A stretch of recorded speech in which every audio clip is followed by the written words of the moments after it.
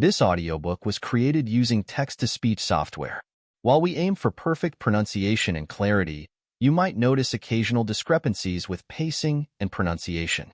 We are continually improving to provide the best listening experience. If you notice any major issues, please comment on the video or email me using the details provided in the description below. If you enjoyed this audiobook and want to support more projects like this, please consider becoming a Patreon member. Patrons receive special access to exclusive audiobooks, early access to new releases, and the ability to listen to the MP3 audiobook versions. You can find the link to our Patreon page in the description below. Thank you for choosing this audiobook. Enjoy the story. Chapter 1.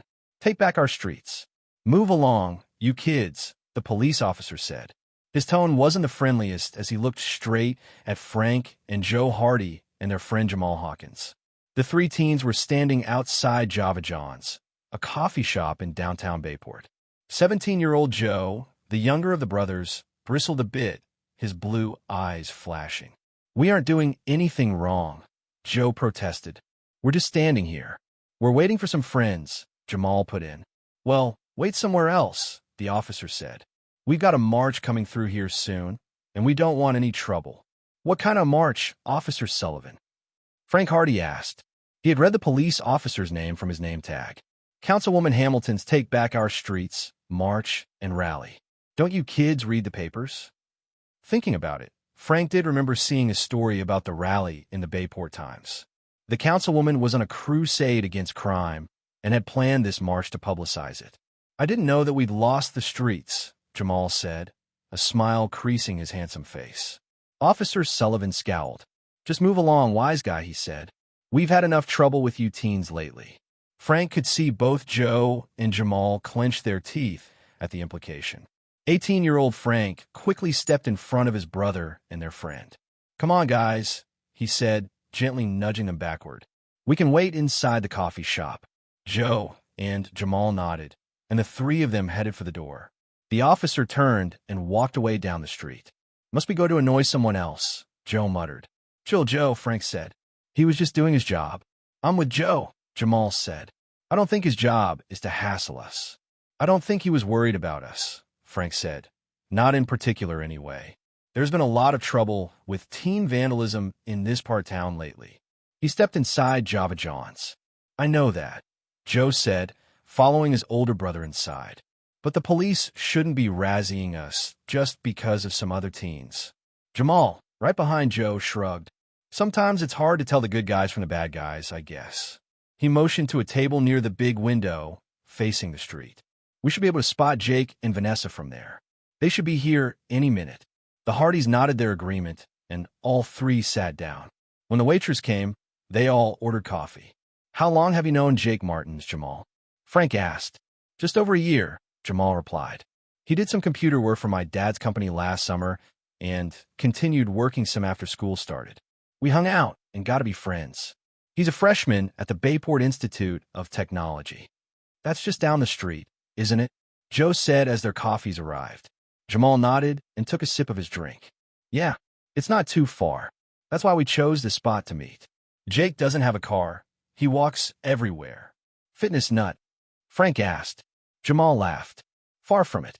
Just strapped for cash like most college students." "And you think he's in trouble?" Joe asked. "I wouldn't say trouble," Jamal said, "but there's definitely something funny going on with him. He quit his job with my dad's company and took a new one. He's canceled out on me a couple of times when we were supposed to do stuff together, like go to a computer game convention, without any good reason. Maybe he's just busy," Joe said. "That's what I thought at first, since he's a freshman in college. But that's not the only thing. He's gotten moody and withdrawn.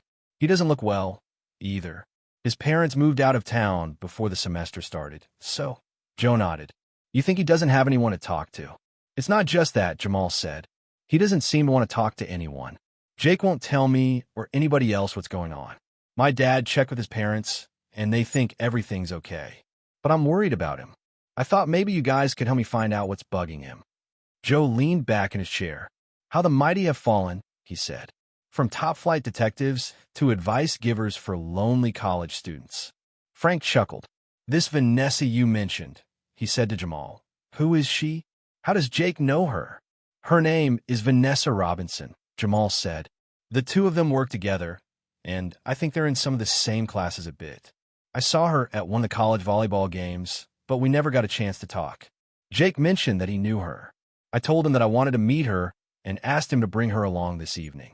It was the only way I could think of to lure him out of his apartment. So, she's just a smokescreen for us to meet Jake? Frank asked. Joe laughed. Frank, I've seen this girl. She used to compete in a volleyball league against Iola.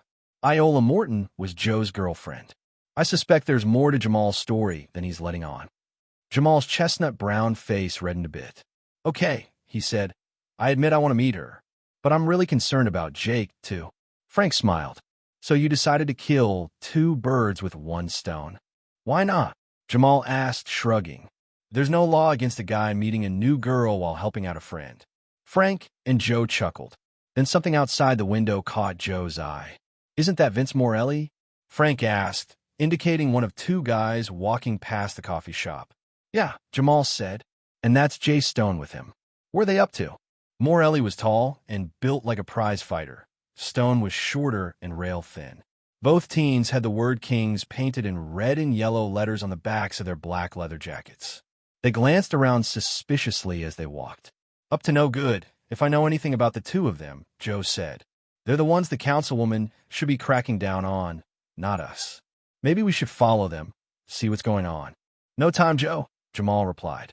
Here are Jake and Vanessa now. He stood and waved to the pair as they entered the coffee shop. Hey, Jake, over here. The Hardys sized up the two people coming toward them. Jake Martins was a bit shorter than Jamal and nowhere near as athletic looking. He had scraggly brown hair and a bit of a beard on his chin, and was wearing torn blue jeans and a bit t-shirt. He was pale and looked worn out, but he waved back to Jamal with some enthusiasm. The young woman with him was tall, thin, and moved with the easy grace of an athlete. Over her red dress, she was wearing a black satin jacket with the word Securitech printed on the breast pocket. She had deep brown skin and short black hair. Her dark eyes sparkled as she smiled at the group. Jamal and the Hardys stood up as Jake and Vanessa approached the table. Hey, Jake, good to see you, Jamal greeted his friend. Then he turned to the young woman and extended his hand. You must be Vanessa. I'm Jamal Hawkins, and these are my friends Frank and Joe Hardy. Frank's the brunette, Joe's the blonde. Vanessa Robinson, she said, shaking Jamal's hand, then Joe's, and finally Frank's. Pleased to meet you all. Jake's told me quite a bit about you, Jamal. Not too much, I hope, Jamal said, smiling. While Jamal flagged the waitress so that the newcomers could order, Jake shook hands with the Hardys. Pleased to meet you, he said. Jacob Martins. My friends call me Jake. Frank and Joe both noticed that although his greeting was warm, his hand was clammy. Did you walk here? Joe asked. Sure, Jake said. It's not that far, and besides, I don't own a car. You'd think he'd be in better shape, Vanessa said jokingly, considering he walks everywhere. Hey, Jake said, not everyone is a born athlete, like you and Jamal. He turned to the Hardys and asked, Are you two into sports? Some football, Joe said. Some baseball, Frank added. Jamal laughed. Don't let the two of them fool you, Jake, he said. Both of them have natural talent. Jake leaned back in his chair. Looks like I'm the only intellectual in the group then, he said kiddingly. The waitress returned with Jake's and Vanessa's orders, and the conversation paused a moment as the five teens sipped their coffees.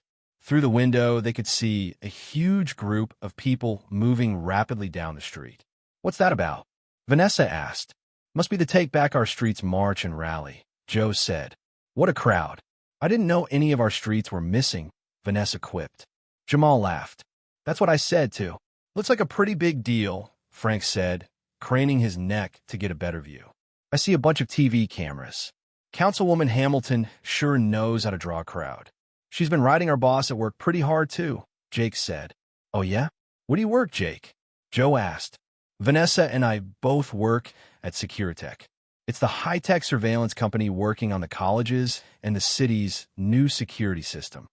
Is that the company that's been installing cameras on light poles all around town? Frank asked. That's it, Vanessa said. We've been, she hesitated a moment before continuing, working with the city on it. The Hardys noticed that both Vanessa and Jake seemed a bit uncomfortable about discussing their jobs. Jamal noticed it, too. "Is there some kind of trouble at work?" he asked. Jake shook his head. "No, nothing. It's just that what we're doing is pretty secret. We're not supposed to talk about it. There's a big announcement on campus tomorrow for the media if you want to find out about it," Vanessa said. "A lot of us who worked on the project will be there. We'll come." "No school tomorrow," Jamal said. Jake put his head in his hands and ran his fingers through his curly brown hair. "Oh man," he said. "I'd almost forgotten about that press conference. I've got to get going. I still have a lot of work to do tonight." He put some money on the table for the bill, then jumped up. "I've got stuff to do, too," Vanessa said, getting up. "It was nice meeting all of you." Jamal and the Hardys got to their feet. "Hey, I could give you a lift home, if you like," Jamal said to Vanessa. "Great," Vanessa said. "I'm in a dorm on campus." Frank put some more money on the table to cover their bill and tip. "Where are you headed, Jake?" Joe asked. "Want a lift?" "I could use one, thanks," Jake said. "I got a place off campus. They ran out of dorm space before I got my housing application in." "That's our Jake," Vanessa said. "He'd forget his head if it weren't nailed to his shoulders." "It's not the best place," Jake said defensively, "but at least it's cheap." With Jamal leading the way, they exited Java John's. "I'm parked just around the block," he said. "We're that way, too," Frank added. It had gotten dark while they were inside, and the street was pretty much deserted now. In the distance, they could hear the rally still going strong. "Look at this mess," Joe said, kicking at a piece of paper that had blown onto the sidewalk. The street was littered with colorful flyers. Jake picked up a flyer, held it up, and read, "Take back our streets." "Oomph. Looks like the councilwoman's people don't know how to pick up after themselves," Frank said. "Maybe we should start a new campaign. Clean up our streets," Jamal suggested. The group reached the corner and was waiting for the walk signal. When the light changed, the sound of a racing car engine shattered the stillness of the night air. Joe looked up just in time to see a red sport utility vehicle with no headlights on speeding straight at them. "Look out," he cried. Chapter 2. A near Mississippi. At the last second, the SUV swerved away and came racing parallel to the curb, its brakes squealing loudly. Vanessa and Jamal, who had just stepped off the curb, jumped back up to avoid being hit. The window on the driver's side of the car slid down, and someone yelled, "Take back this." A large object in a brown paper bag sailed out the open window. Joe and Frank ducked, but Jake wasn't as fast as the brothers. The package hit him square in the forehead. He dropped the flyer he had been looking at and fell to his knees, his forehead bleeding from a 1-inch gash. Joe and Frank ripped open the bag and saw that it contained a 6-pack of empty soda bottles. While Frank went to help Jake, Joe chased after the car. "Come back here," the younger Hardy yelled as the car zoomed into the night. He ran behind it for 2 blocks, but finally had to give up. When Joe returned to the group, he found that Frank had already bandaged Jake's head with a handkerchief. Vanessa and Jamal hovered around their friend, looking concerned. "You really should go to the hospital," Frank said to Jake. "A head wound like this can be worse than it looks." Jake shook his head groggily. "No, I can't," he said. "I don't have time. I got a paper to do," and he trailed off, and Frank had to support him for a moment. Frank exchanged a worried glance with his brother. Clearly, they both thought Jake should go to the hospital, but if he didn't want to go, they couldn't force him. Frank said, "Get anything on that car, Joe?" "Nothing," Joe responded, shaking his head. "Just a red SUV like a million others. I couldn't see past the tinted windows, and the license plate was covered with mud." "A sure sign of troublemakers," Frank said, somewhat exasperated. "The only identifying mark I saw on the car was a Chaos Rules bumper sticker," Joe finished. "You think the owner is an anarchist?" Vanessa asked. "Maybe just a video game enthusiast," Frank said. "We worked on a case about the Chaos video game series a while back." "The bumper sticker doesn't give us much to go on either way," Joe said. "Maybe the councilwoman is right," Vanessa said. "Maybe this city is having a crime problem." "We'll find out tomorrow, I guess," Jamal said. "She's going to be at the press conference, isn't she?" Vanessa smiled at him. "You did read a paper once, didn't you?" she said jokingly. She turned from Jamal to her friend. "How are you feeling, Jake?" "I've been better," Jake said. "You're sure you don't want to go to the hospital?" Frank asked. "No," Jake said. Home will be fine. I've got a paper to finish for Firestein's computer programming class. He'd understand you're turning the paper in late if you were in the hospital, Jamal said. Vanessa rolled her eyes. That ogre? Being dead isn't enough of an excuse for missing one of Firestein's classes. Never having been born. Now, that might work for not turning in a paper. He's pretty tough. All right, Jake said. I wish he wasn't. Bet you do too, Vanessa. I don't much care at this point, Vanessa said. Don't forget, Jake, we're supposed to be at the press conference tomorrow too. It's part of our job. Why is that? Frank asked. Securitech wants to thank the people who worked on the project, Vanessa said. A lot of the company's employees are students at BIT. Is that why they're holding the press conference on campus? Joe asked. I think so, Jake said.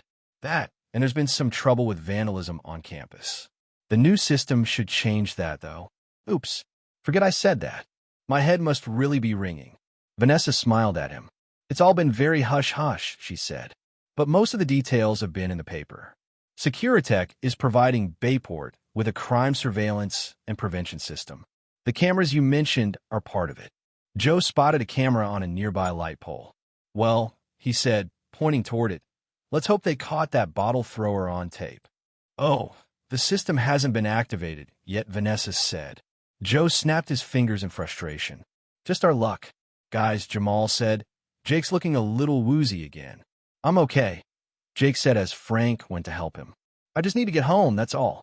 Good idea, Frank said. He and Joe helped Jake around the corner and down the street to where the Hardys had parked their van. Jamal led Vanessa in the other direction. See you guys tomorrow, he said. Yes, Vanessa said. Nice meeting both of you.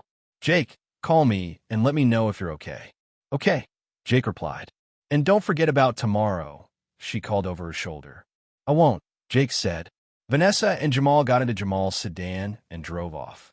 The Hardys reached their van with Jake in tow. I'm really okay, you know, Jake said.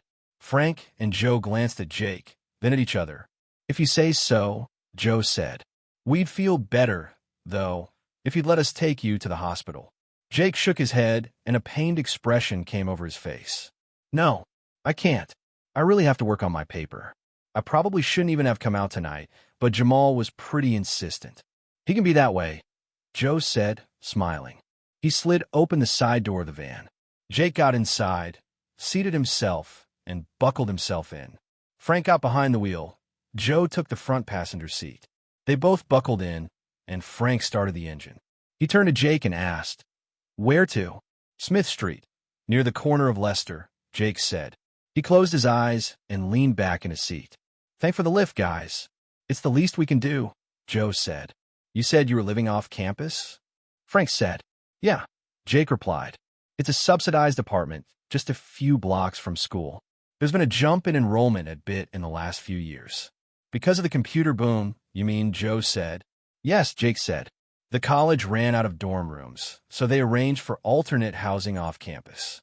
Like I said, it's not the best place, but it's pretty close to my classes. You majoring in computer science, Jake? Frank asked. He turned the van toward the campus and headed for Smith Street. Yeah, Jake said. That's why Professor Firestein's class is so important to me. If I don't pass it, I'll have to take it again next year. How far? Frank asked as he turned the car onto Smith Street. Just a couple of blocks, Jake said. The number is 2510. It's a 2-story yellow brick apartment building. Gotcha, Frank said. So, between working at Securitech and school, I imagine you stay pretty busy, Joe said. Yeah, Jake said. Too busy sometimes. He sounded tired. What kind of work do you do? Joe asked. Computer programming, Jake said. Like you did for Jamal's dad? Asked Frank. Kind of the same, Jake said.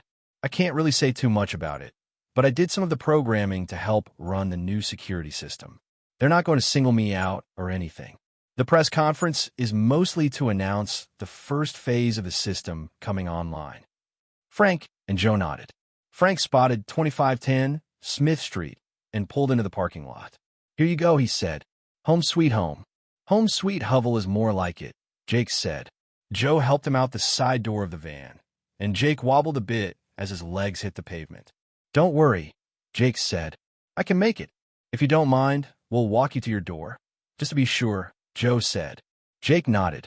Okay, I guess that's all right. After all, Frank added, smiling, we wouldn't want to have to tell Vanessa and Jamal that you fell down while in our care. Jake smiled back weakly. No, I guess you wouldn't. As Jake fumbled in his pockets for his keys, Joe spotted someone familiar. Hey, Frank, he said, indicating a guy in a black leather jacket walking on the far side of the parking lot. Isn't that Jay Stone, Vince Morelli's pal? Frank nodded. I wonder what he's doing here. Stoney, Jake said, don't worry about him. He lives in the apartment across from mine. Keeps to himself mostly. When he's not out making trouble with Morelli, Joe said.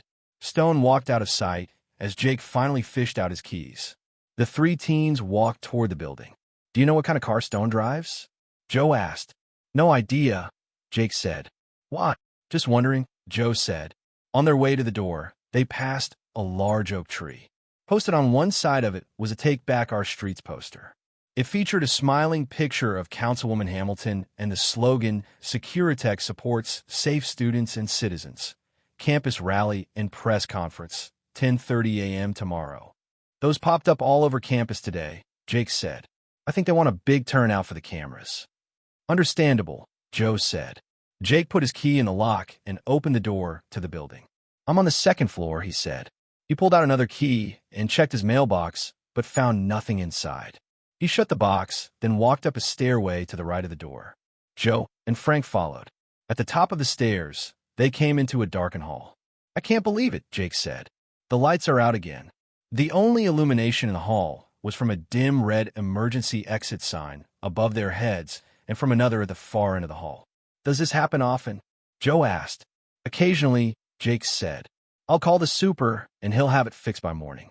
Don't worry, my room's not far. Just 3 doors down on the left. Hey, listen, Frank hissed. They all stopped and peered into the darkness.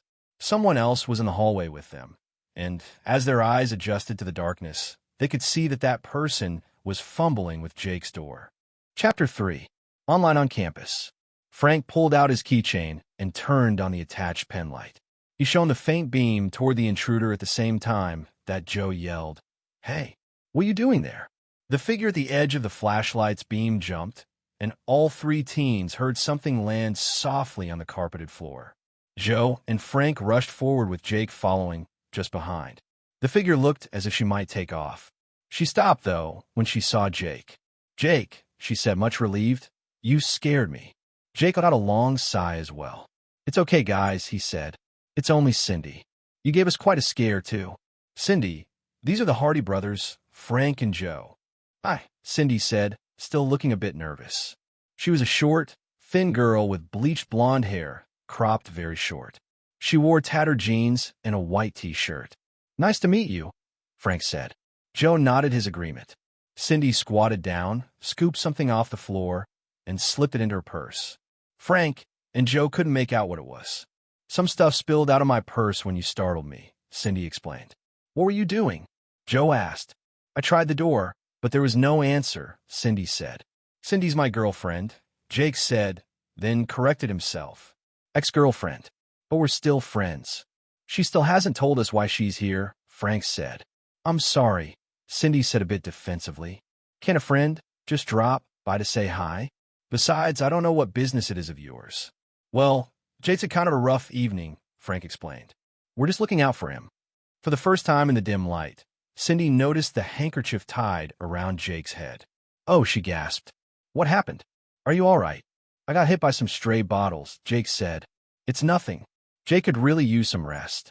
Joe said. Well, I wasn't going to stay, Cindy said. I just came to say hi, like I said. I wanted to remind Jake about the paper we have due tomorrow. Are you in Professor Firestein's class, too? Frank asked. Cindy nodded. Yeah. What do you think of the course? Joe asked. It's okay, Cindy said. I've had better classes. Thanks for dropping by, Jake said to Cindy. I remember the paper. I'm going to work on it right now, and I'll drop it off tomorrow morning before the press conference. Are you still going to that thing? Cindy asked. I have to, Jake said, a bit exasperated. It's part of my job. I won't keep you then, Cindy said. She turned and walked down the hall in the opposite direction. Jake put his key in the lock and opened the door. Thanks for the lift, he told the Hardys. No problem, Frank said. You sure you're okay? Yeah, Jake said, gently touching his head. I'll be fine, thanks. Just have to get to work. Joe and Frank nodded. Maybe we'll see you tomorrow then, Joe said. Maybe, Jake said. I'd invite you in, but I've got a lot to do. We understand, said Frank. Maybe I could buy you a soda some other time, Jake offered. Sure thing, Joe said. Well, okay. Great. See ya. Bye, Jake said. He went inside his apartment and shut the door. Frank and Joe headed for the exit. When they got out the front door, Joe said, I don't know about you, but he didn't look fine to me. Frank nodded. He looked worn out even before he was hit. Do you think it's just overwork? Could be, Joe said. We probably should have taken him to the hospital, had that cut checked out. What are we going to do? Drag him to the emergency room against his will? I don't know, but I wish we'd done more, Joe said. I think Jamal's right. Something's going on with Jake. We'll just keep an eye on him like Jamal suggested, Frank said. Good thing we got a few days off from school. Frank nodded. As they walked to the car, they passed the oak tree again. The poster for the next day's rally had been torn and a mustache drawn on Councilwoman Hamilton's face. Vandals, Joe suggested. Either that or anarchists, Frank said with a smile. Or maybe someone who doesn't like the councilwoman. I'm not sure I like her either, Joe said. This whole security camera business makes me uneasy. I know what you mean, Frank agreed. It seems like an invasion of privacy. When they reached the van, Joe hopped into the driver's side. Frank rode shotgun as they headed for home. Jamal knocked on the Hardys' door just as they were finishing a late breakfast. Laura Hardy, Joe, and Frank's mother answered the door and showed Jamal into the kitchen. You guys going to this Securitech press conference thing? Jamal asked. Frank took a gulp of milk and said, I think so. And you? Yeah, I promised Vanessa I would. By the way, what did you guys think about Jake? Something's definitely going on with him, Joe said, then put a forkful of scrambled eggs into his mouth. We're just not sure what yet. Might just be overwork. Jamal nodded. Maybe. I'm still worried, though. We'll keep an eye on him, Frank said. How did you and Vanessa hit it off? Great, Jamal said, grinning. We got a lot in common. Sports, music, movies. I promised to take her up in one of Dad's planes sometime. Joe took his dishes to the sink, rinsed them off, and put them in the dishwasher. Frank did the same. Glad to hear it, Joe said. Are you meeting her at the rally? Afterward, Jamal said, she's going to be on stage for the press conference. A lot of Securitech employees are. Want to ride with us? Frank asked. No thanks, Jamal said. Vanessa and I might want to do something afterward. You old smooth mover, Joe said, smiling. The three friends headed out, and 15 minutes later Joe pulled the van into a Bayport Institute of Technology parking lot near where the rally was being held. Joe gave a low whistle. Look at all the news vans, he said to Frank. Looks like more cameras than at the march last night, Frank said. They spotted Jamal parking his car on the other side of the lot and jogged over to meet him. Quite a party, Jamal said as he got out of his sedan. Look at the size of this crowd. Mostly students, I guess. They're probably curious, just like us, Frank said. Let's see if we can get good seats, Joe replied. They started walking across the campus lawn to where a podium and grandstand had been set up. They passed a small group of orderly protesters carrying signs reading, Security, not Securitech, and cameras don't equal security, and other similar messages. Obviously a teen threat, Joe said sarcastically as they passed the group. I don't know about these folks, Jamal said, but did you see the Kings around? You mean Vince Morelli and his bunch? Frank said, no, did you? I saw a couple of them hanging near the edge of the crowd. Morelli, Stone, Bettis, and some girl I didn't know, Jamal said. Bettis used to be on the football team with me, Joe said. Until he dropped out of school, Frank added. What were they doing? Just hanging out, Jamal said. Hey, there they are now. Morelli, Stone, and Bettis were making their way through the crowd, moving parallel to the Hardys toward the platform. Howard, Harley, Bettis was a beefy teen, about an inch shorter than Joe. Morelli and Stone looked hostile, as usual. All three were wearing their black leather jackets with Kings painted in red and yellow on the backs. Look at them, Jamal said. You'd think they were a gang. They are, Joe said. Well, gang wannabes, more like it. Morelli has a room above his old man's garage. They hang out there fooling around with computer equipment. The police have suspected them of several petty crimes, Frank said. but they've never been able to pin anything on them. What do they do for a living if they're not in school? Jamal asked. Stone is in school, Joe said, but the others just hang out, taking odd jobs, possibly illegal jobs, Frank put in. Sometimes they do some car repair work in the garage, I know, Joe said. I'm not sure who'd take a car there, though. It's not a nice part of town. There's a girl in my class who hangs out with them, too, Missy Gates. Maybe she's the girl you saw. Could be, but she's not with them now, Jamal noted. Come on. There's a spot over by that tree, with a clear view of the stage. Jamal led Frank and Joe to a spot under a big maple tree that was just turning red, and they all settled in to wait for the press conference. The three of them scanned the podium, but didn't see their friends. I don't see Jake or Vanessa, Jamal said. Maybe they're not here yet, Frank suggested. Could be, Joe agreed. Hang on. Councilwoman Hamilton's moving toward the podium. Hamilton was a tall, thin woman with short-cropped reddish-brown hair. She was immaculately dressed in a maroon business suit and wore a round gold pin on her lapel. She tapped the mic to make sure it was working. A smattering of applause greeted her along with one loud boo from close to the Hardys' left. The brothers spotted Morelli and his king's friends just a short distance away. Welcome, the councilwoman said, ignoring the kings. It's good to see so many fine young people joining us today. The Take Back Our Street campaign is mostly for you, you know. Young people have the right to walk the streets of Bayport in safety. What about safety from police harassment? Stone yelled. You know, I never thought I'd find myself agreeing with Jay Stone, Joe whispered to Frank. But after yesterday outside the coffee shop, Frank and Jamal nodded in reply. Safety for everyone is the responsibility of each one of us, Hamilton continued. Though some selfish people would have us think otherwise. She smiled at the crowd, and Stone sneered back at her. Hamilton took no notice. Since our mayor is out of town on important business, it is my pleasure to introduce a prime mover in making Bayport a safer place to live, Clark Kubrick of Securitech Industries. A strong burst of applause rang from the crowd, broken only by catcalls from the kings and the dim sounds of a protest chant from the placard carriers near the back. Hamilton stepped aside and let the man behind her step to the microphone. Kubrick was a tall, well-dressed man in his middle 30s. He had long black hair tied back and wore a tie with a pattern of cartoon characters on it. Kubrick seems pretty popular with the college set, Joe whispered. He should be. He employs enough of them, Jamal whispered back. Thank you. Thank you so much, Kubrick said, acknowledging the applause. Down with Big Brother, Stone shouted. What do you know? Frank whispered. Stone must have read a book once. Maybe he just saw the video, Joe countered. Well, thank most of you anyway, Kubrick said with a slight chuckle. The crowd laughed. Kubrick showed the cartoon on his tie to the crowd. Despite my tie, he said, I'm here to talk about a very serious matter today. The future security of Bayport.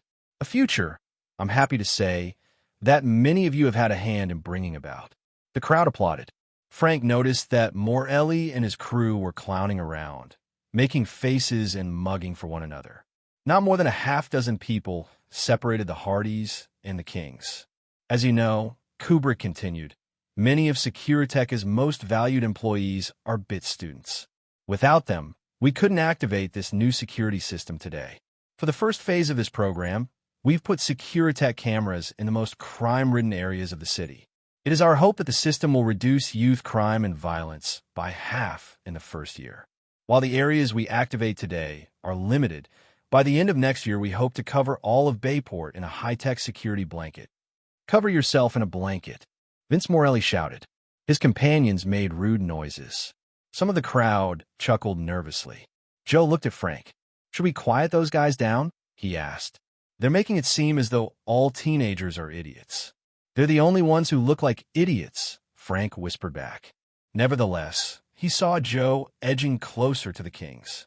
Frank was well aware of his brother's hot-headed nature and kept close to Joe.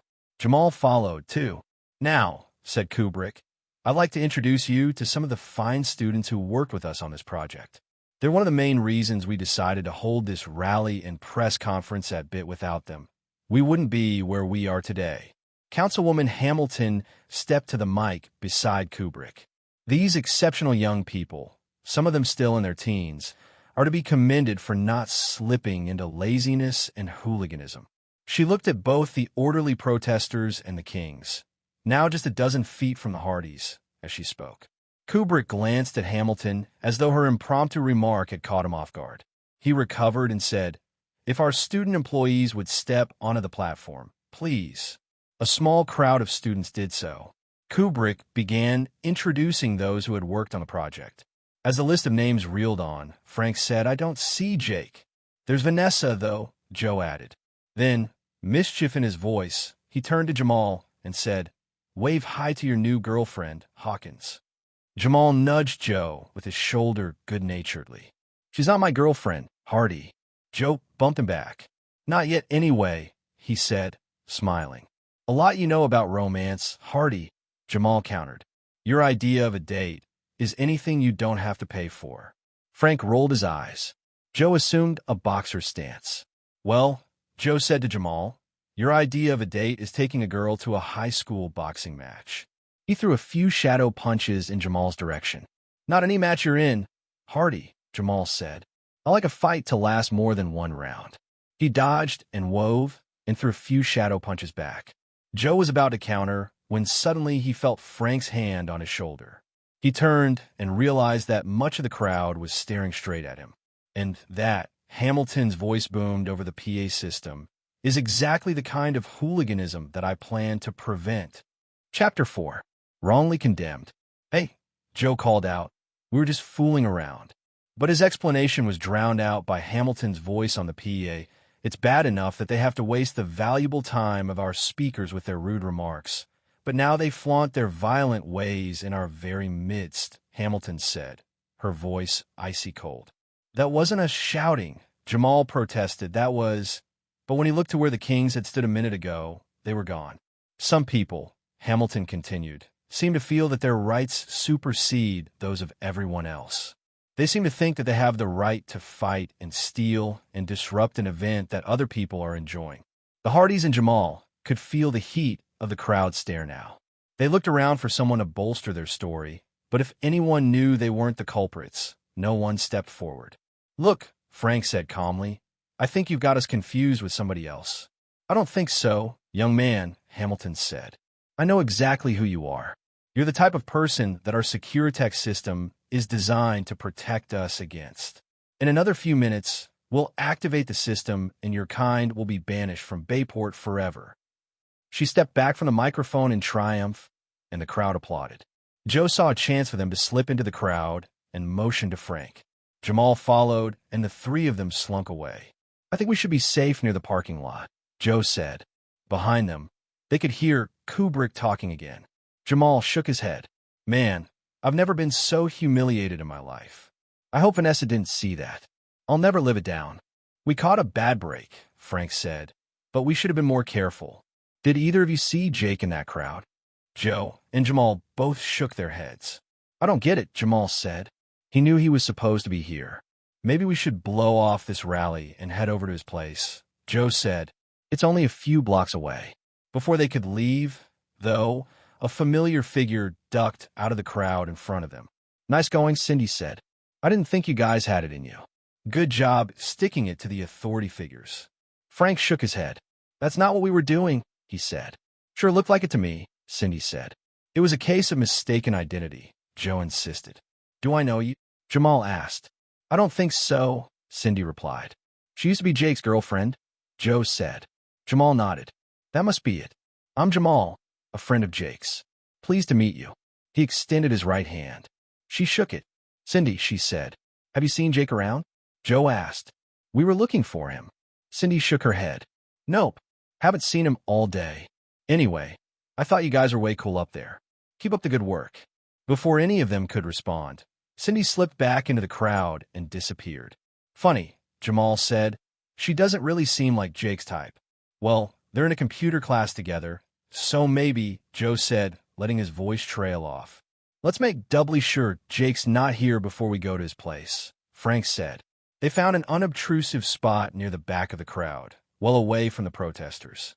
Kubrick finished introducing his bid employees and got back into the meat of his speech. "This system," he said, is state-of-the-art digital technology. Our cameras now cover downtown, outside the mall, and this campus, as well as several other danger areas around town. Phase 1 of the SecureTech project will cut down on muggings, vandalism, pickpockets, and other types of crime. An assistant rolled out a podium-like platform from one side of the stage. Atop it sat an oversized green button. When we press this ceremonial button, Kubrick said, the SecureTech system will come online and all of us in Bayport will be much safer than we were the moment before. He and Hamilton exchanged smiles. Then they stepped forward and pressed the button together. The crowd applauded wildly. We can all sleep safely knowing SecureTech is on guard, Hamilton said, beaming. She took Kubrick's hand and held it up like a champion prize-fighters. Kubrick leaned forward. We wish you all a very good and safe day, he said, calling the press conference to an end. Members of the media surged forward to take pictures and get interviews. The student employees of SecureTech shambled off the stage and into the thinning crowd. I still don't see Jake, Frank said. Neither do I, Joe said. Let's ask Vanessa about him, Jamal suggested. If he was here, she should know where to find him. Joe looked toward the stage where reporters were still milling about. Councilwoman Hamilton was eating up the publicity as she smilingly shook hands and granted interviews. Kubrick was doing the same. Joe spotted Vanessa in a group of students not far from the stage. Talking to her is a good idea, Joe said, if we can avoid Hamilton and company while doing it. Frank nodded agreement. No sense getting our faces on the front page if we can help it. I don't feel much like giving interviews, either, Jamal added. We're lucky the reporters didn't snag us in the middle of the rally. Yeah, Joe said. I hear reporters like talking to us tough guy criminals. Let's just look for an opening and get to Vanessa if we can, Frank suggested. They didn't have to wait long. Kubrick and Hamilton soon led the reporters away from the stage and toward a hall that had been set up as a reception and interview area. As the reporters left, the Hardys and Jamal walked toward the stage. Vanessa met them halfway, frowning. What were you guys doing? She asked, her voice a mixture of anger and puzzlement. I didn't think you were the type to disrupt an event that way. Honestly, Frank said, it was a case of mistaken identity. We weren't the ones yelling at the stage. We were just in the wrong place at the wrong time. Joe and I were just horsing around, Jamal said. Might not have been the best time for it, I admit, but anyway, Joe said, finishing his friend's thought, we weren't really fighting, and we didn't mean to cause a ruckus. Vanessa crossed her arms over her chest and said, well, to tell you the truth, Frank said, not to excuse my barbarian brother and our friend here, I think Councilwoman Hamilton was looking for something to punch up her speech. I don't think she's very tolerant of people our age. Vanessa smiled slightly and nodded. I kind of got that idea from her speech. I've heard her daughter is a bit of a troublemaker, too. So that would make sense. Just too bad we fell in her trap, Joe said. Sorry if we embarrassed you, Vanessa, Jamal said. That's okay, Vanessa said, her smile widening. Nobody knows that you guys are friends of mine. If we want to keep it that way, we should move away a bit, Frank said half seriously. Let's go over by the science building, Vanessa said, pointing to a nearby structure. It's pretty much press-free over there. We were looking for Jake during the speeches, Frank said as they walked, but we didn't see him. Was he on stage with you? Vanessa shook her head. Nope, he didn't show. I'm not sure that Kubrick noticed with everything else going on, but Jake's absence is sure to show up on Jake's time card. I'm a bit worried about him. We were thinking about checking his apartment, Joe said, to see if he's there. Before Vanessa could respond, though, someone called to her from the science building. Robinson. Hey, Robinson. The voice came from a chubby, middle-aged man with glasses and a goatee. The gray business suit that he wore didn't seem to fit quite right. He had been standing in the doorway to the science building, but started jogging toward the teens when they stopped walking after hearing his call. Who's that? Joe whispered. Professor Firestein, Vanessa said, a touch of hostility in her voice. Before anyone could ask her what was wrong, though, the professor had caught up to them. Robinson, he said, are you still friends with Jake Martins? Vanessa crossed her arms over her chest and said, yes. Well, Firestein said, I've been trying to reach him all day. He's not answering his email or phone. I've left messages on his answering machine, but he hasn't returned my calls. Maybe he's out, Vanessa said defiantly. Well, if I don't hear from him soon, he'll be out for good.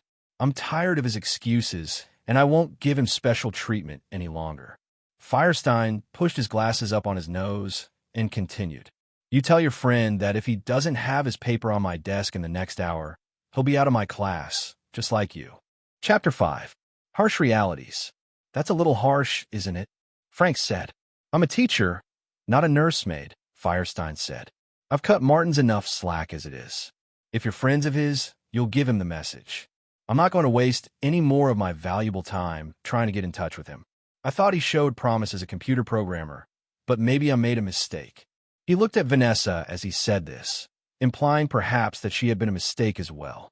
Vanessa looked as if she might snap back at the professor, but before she could, Jamal stepped forward.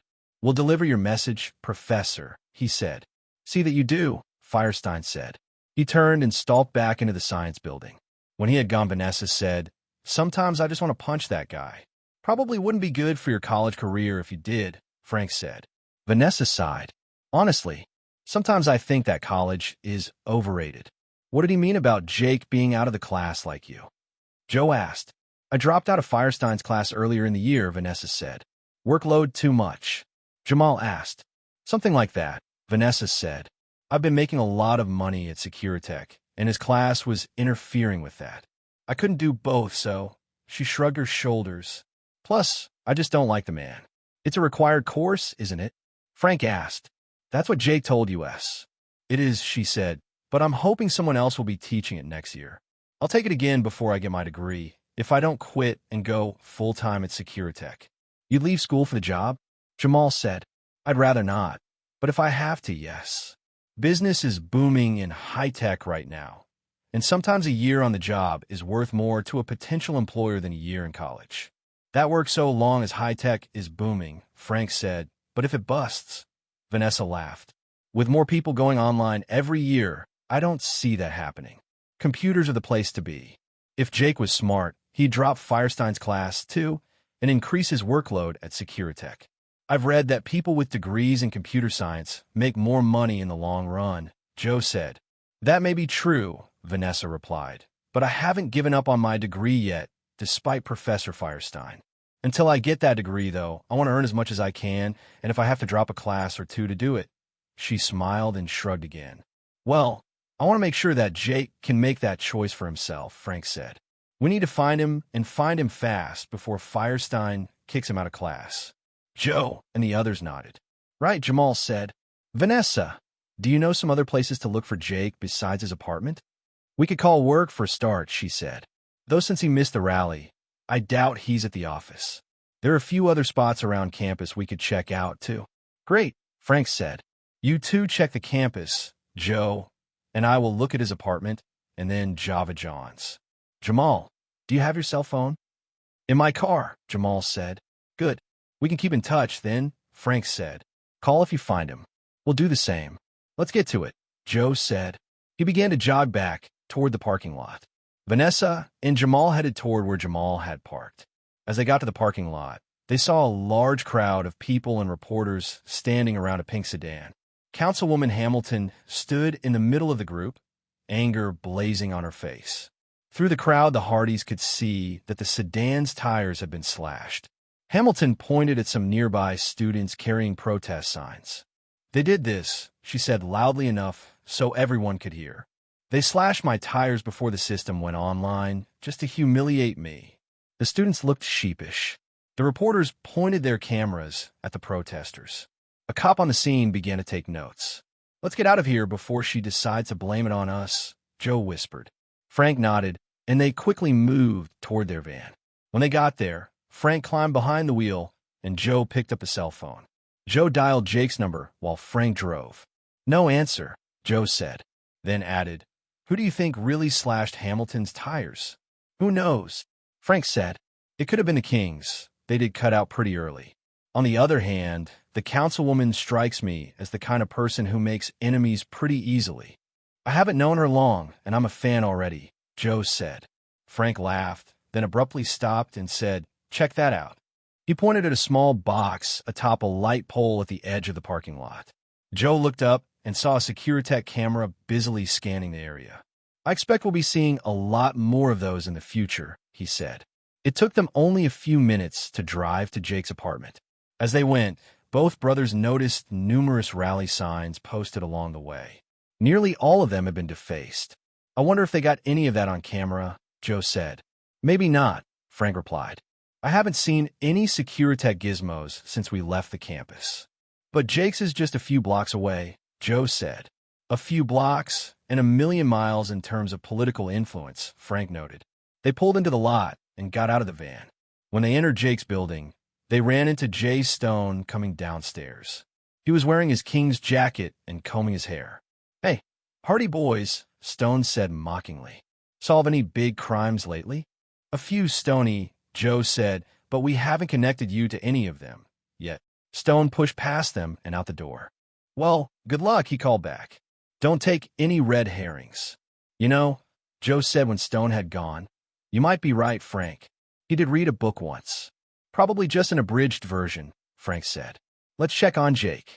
The two of them went upstairs and knocked on Jake's door. When no one answered, Joe tried the knob. It's unlocked, he said, and pushed the door open.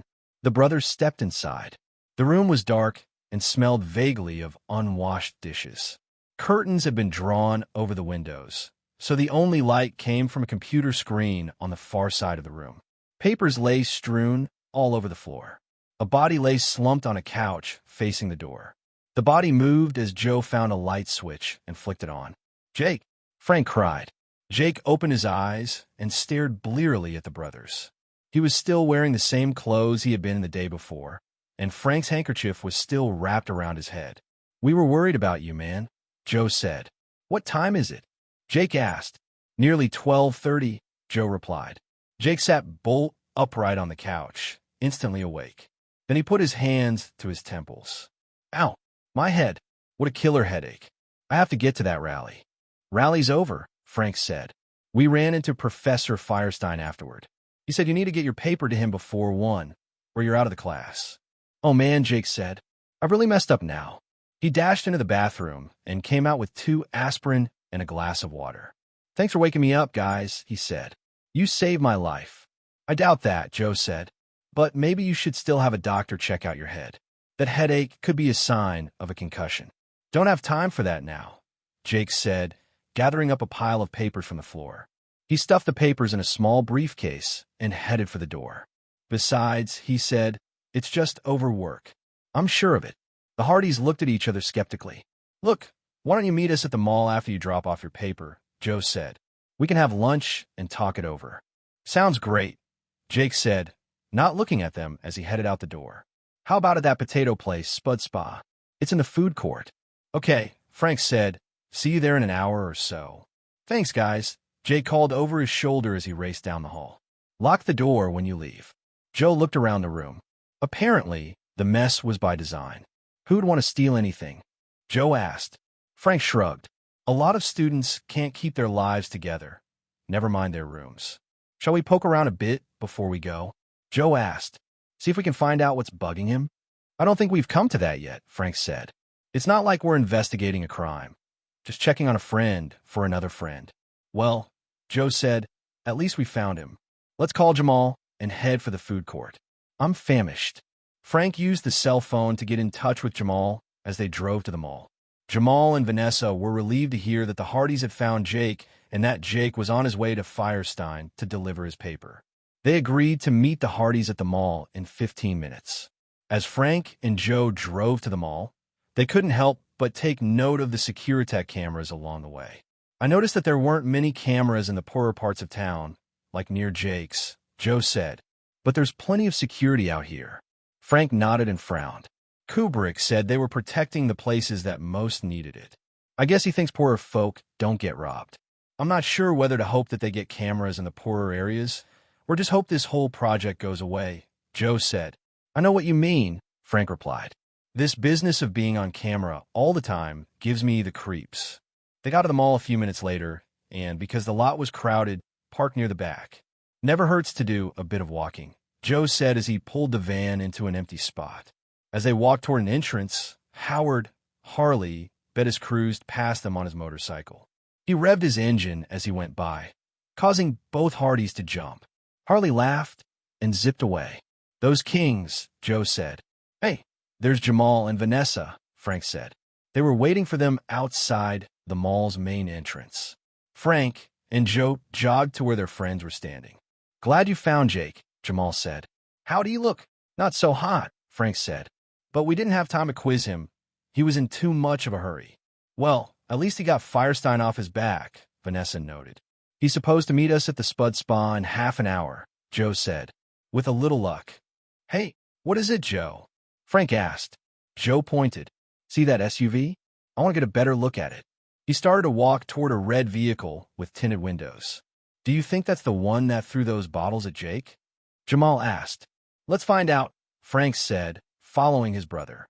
As they approached the car, though, the SUV suddenly backed out of its space and took off. "They've seen us," Joe cried. "Let's get him."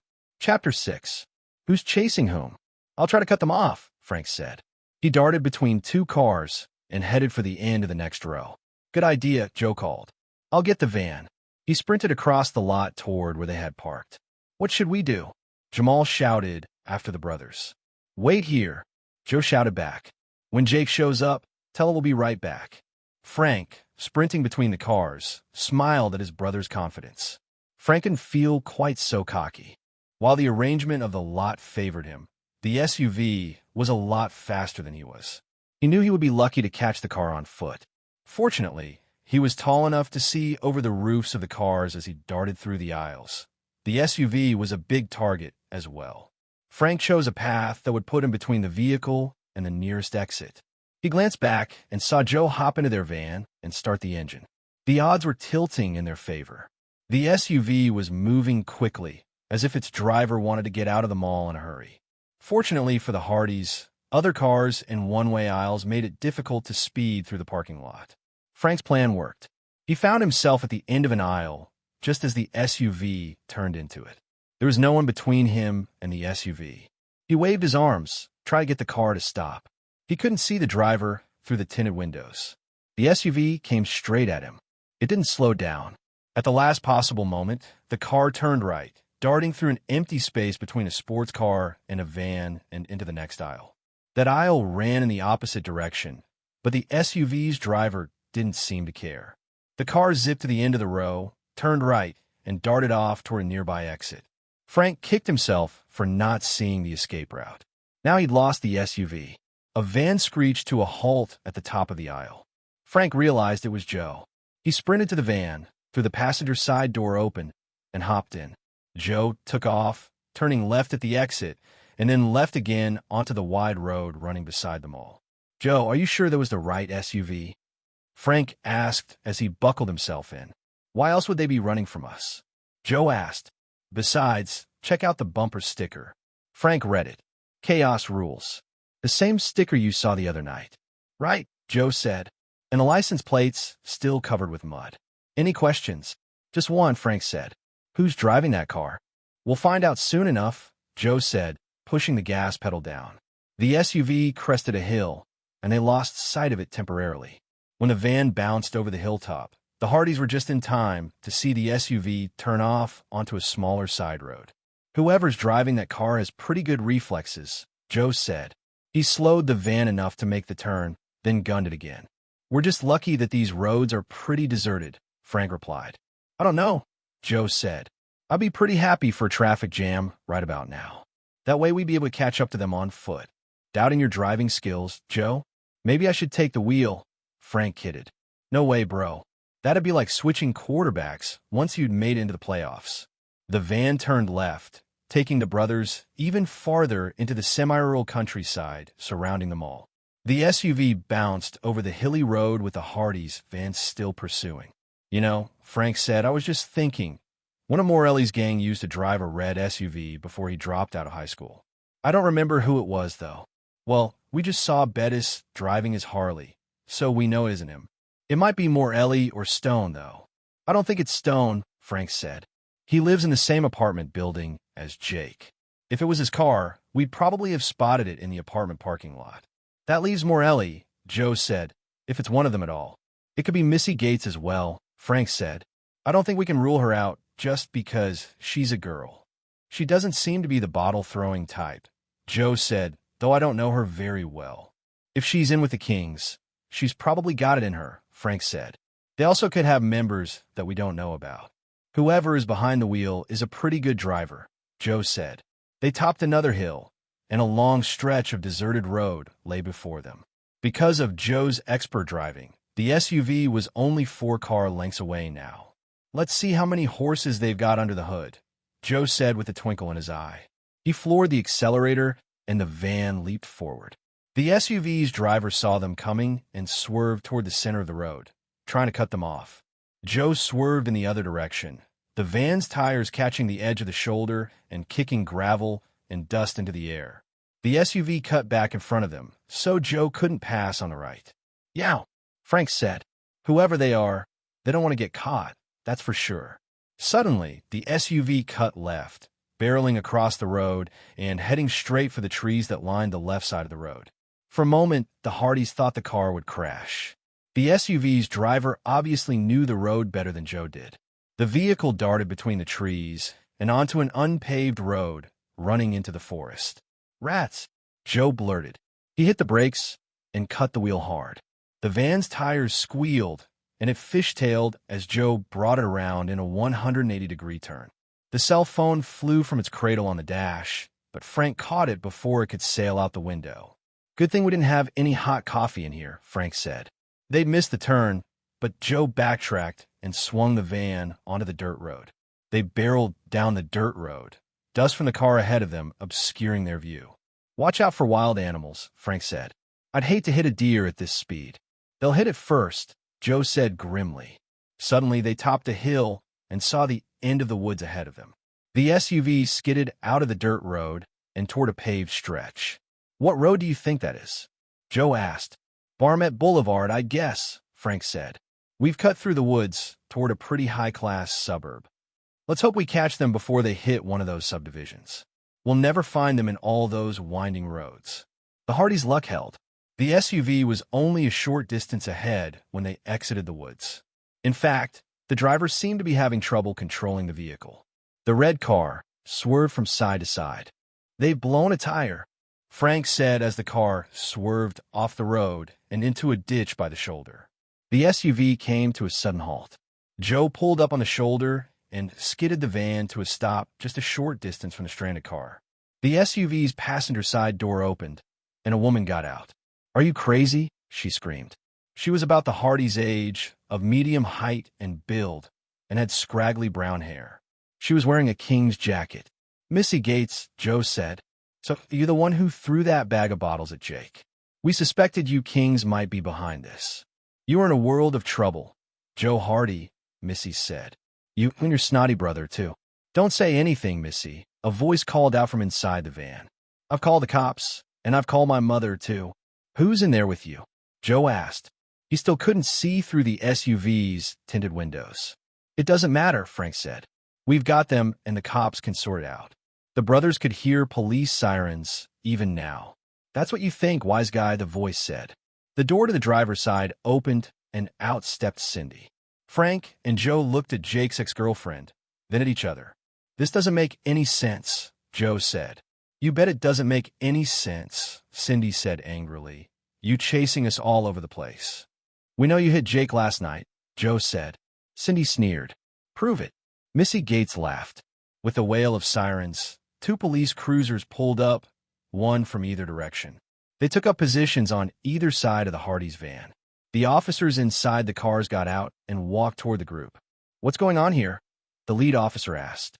I'll tell you what's going on, Cindy said. These guys have been chasing us all around town, and they nearly got us killed. Chapter 7. The Eye of the Beholder. That's not true, Joe protested. They hit a friend of ours with some bottles, and we were trying to catch up with them. He's lying, Cindy said angrily. These 2 are troublemakers. They've been following us, harassing us. Check the videotapes of this morning's rally a bit. They were making trouble there, too. Joe's face reddened. We have witnesses, he began. Cindy tugged at Missy's arm. So do I, she said. That's right, Missy said. These guys were chasing us. We were afraid for our lives. Frank stepped forward. I'm Frank Hardy, and this is my brother Joe, he said. Officer Con Riley or Chief Colleague will vouch for us.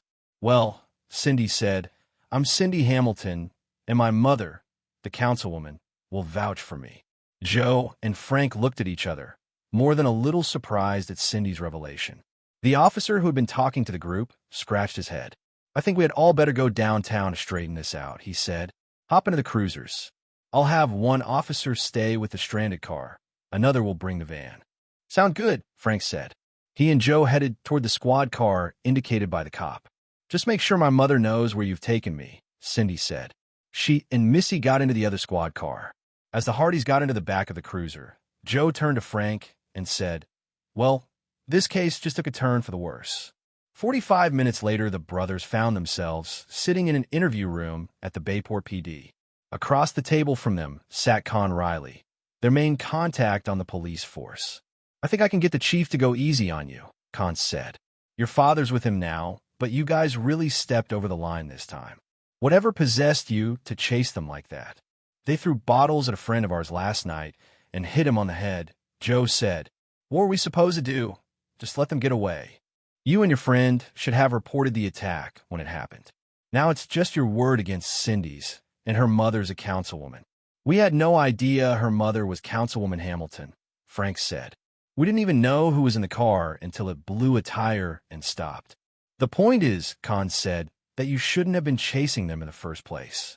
You should have reported this to the police rather than zooming around the countryside like NASCAR drivers. Joe bristled. But their license plate was covered with mud, just like it was last night. We couldn't report them. We didn't know who they were. But you should have reported the incident. Nonetheless, Con said sternly. We don't have a police or even a hospital record that an attack happened. We have nothing. Frank frowned. He knew Con was right. They should have insisted that Jake go to a hospital to report the incident. What about covering the license plate with mud? Frank said. That's pretty suspicious, isn't it? The girls say that happened when you chased them down that dirt road. We weren't chasing them, Joe said, stubbornly folding his arms across his chest. We were trying to apprehend them. For a crime you didn't report? Con said, I expect better of you boys. Frank put a hand on Joe's shoulder.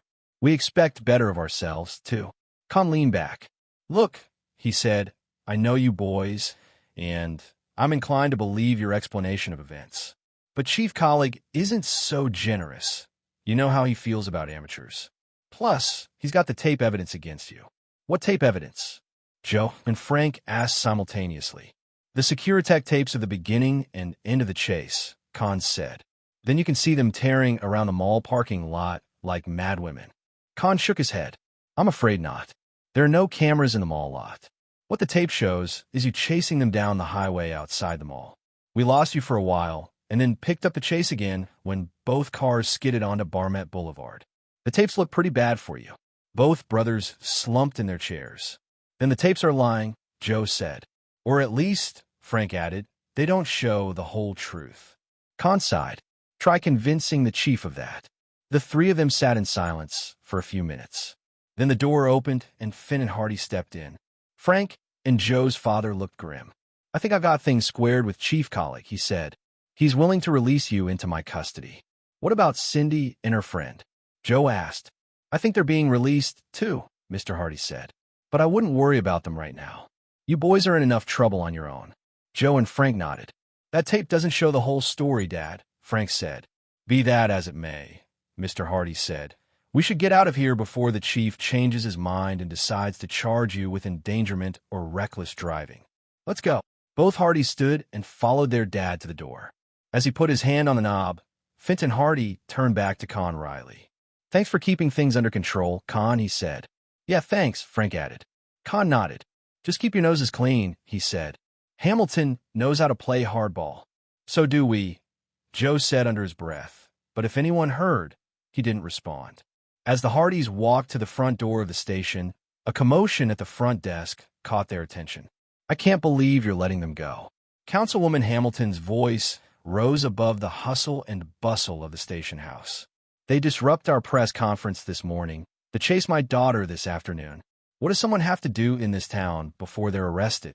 Joe seemed about to say something, but Fenton Hardy put a hand on his son's shoulder and steered him and Frank toward the door. "You can't win a PR battle with her," Mr. Hardy whispered.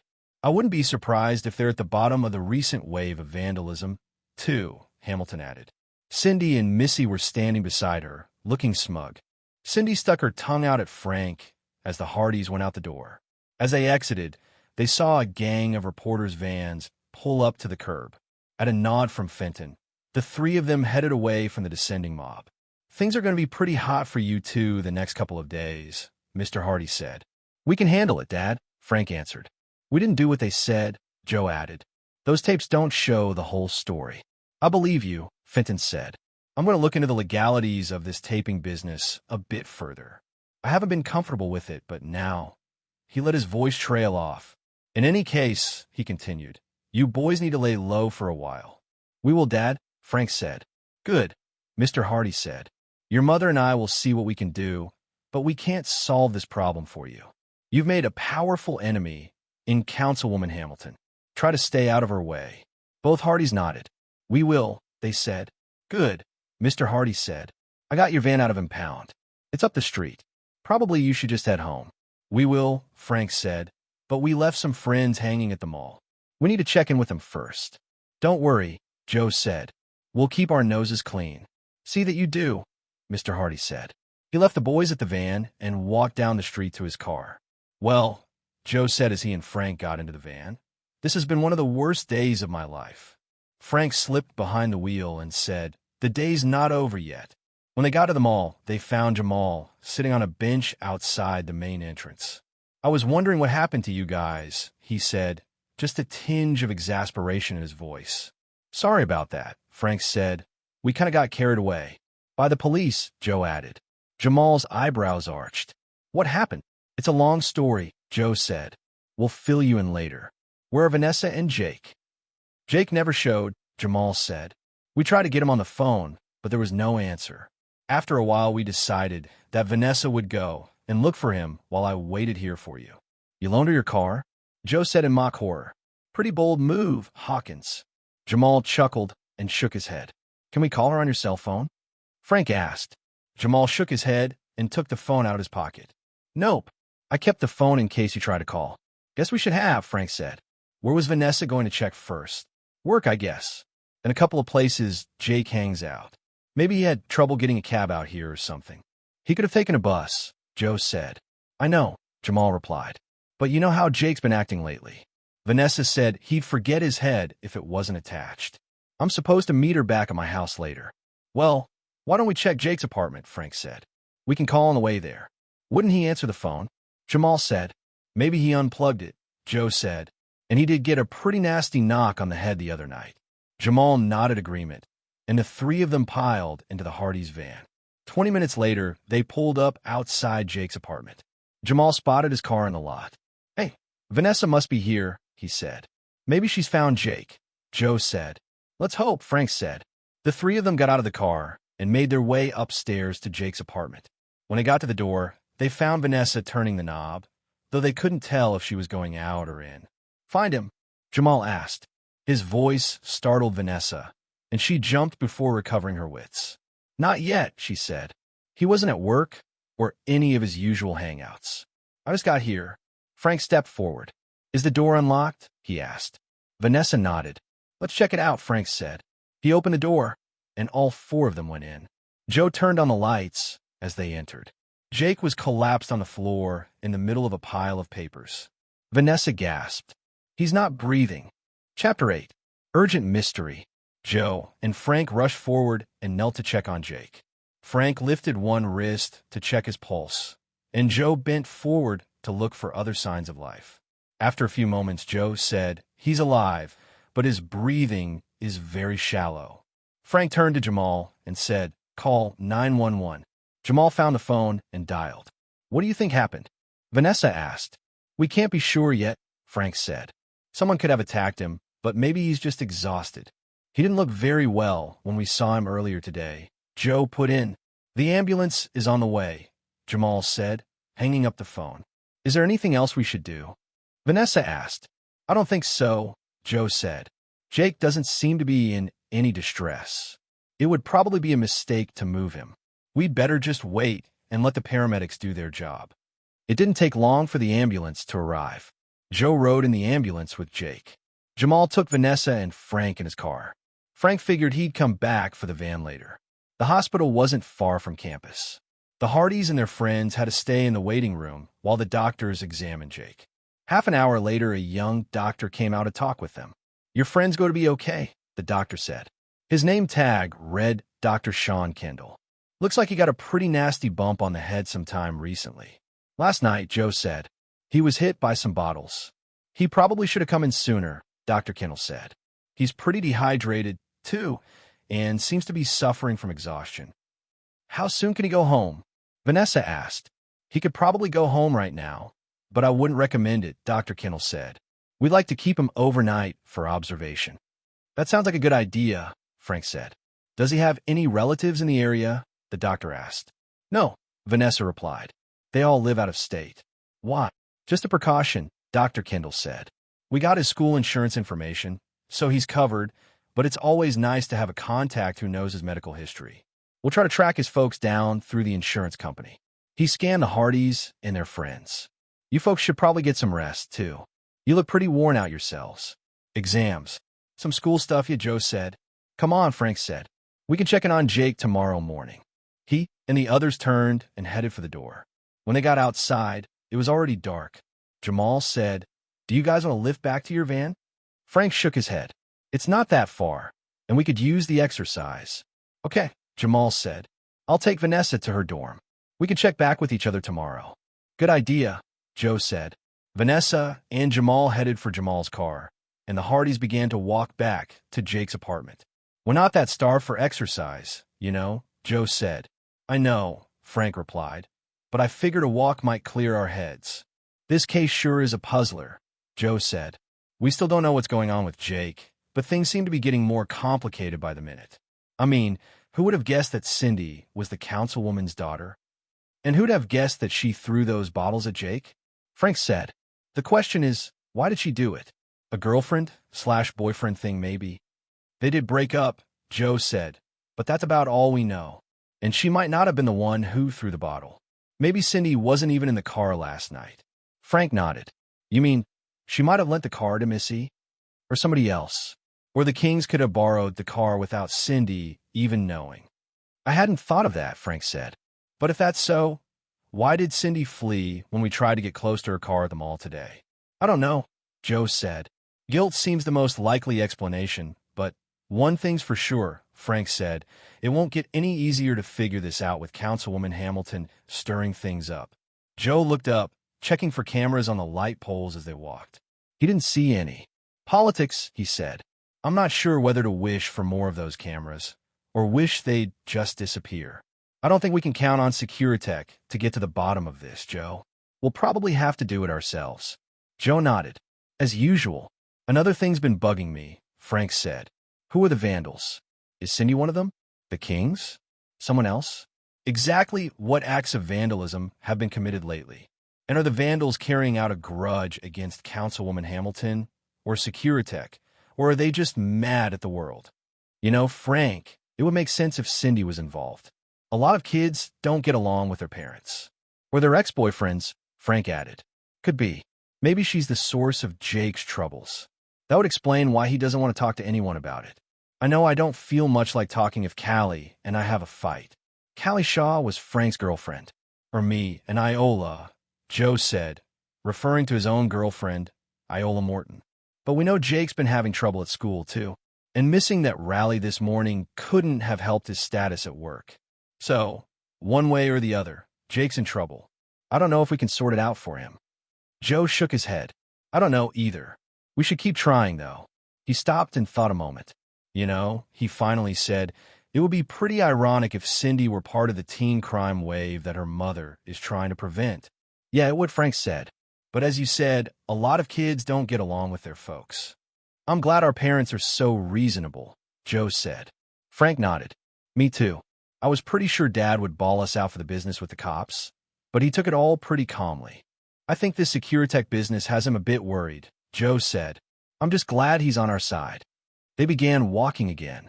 Just before they came to the edge of campus nearest to the hospital, Harley Bettis and Vince Morelli cruised by on their motorcycles. The Kings sneered at the Hardys when they saw them.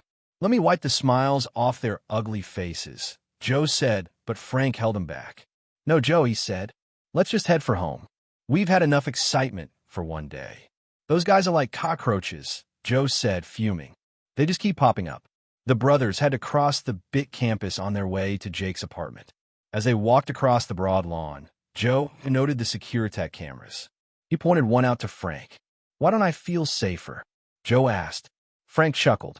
At the edge of the campus, they spotted Professor Firestein dressed in a blue jogging suit. He wasn't jogging, though, just walking. Frank nudged his brother. "Hey, let's make sure Jake dropped off his paper," he said. Joe and Frank walked toward Firestein. "Professor," Frank called. Firestein looked in their direction. "Do you need something?" he asked, slightly perturbed. "My hours are posted on my office door." "We're not students," Joe said. "We were just wondering if Jake Martins dropped his paper off. He wasn't feeling well and had to go to the hospital. We were hoping he delivered the paper before he got sick." "I remember you now," Firestein said.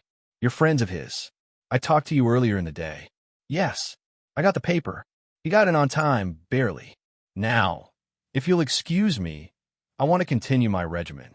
He picked up his pace and jogged away from the Hardys. After he'd gone just a short distance, though, he slowed down again.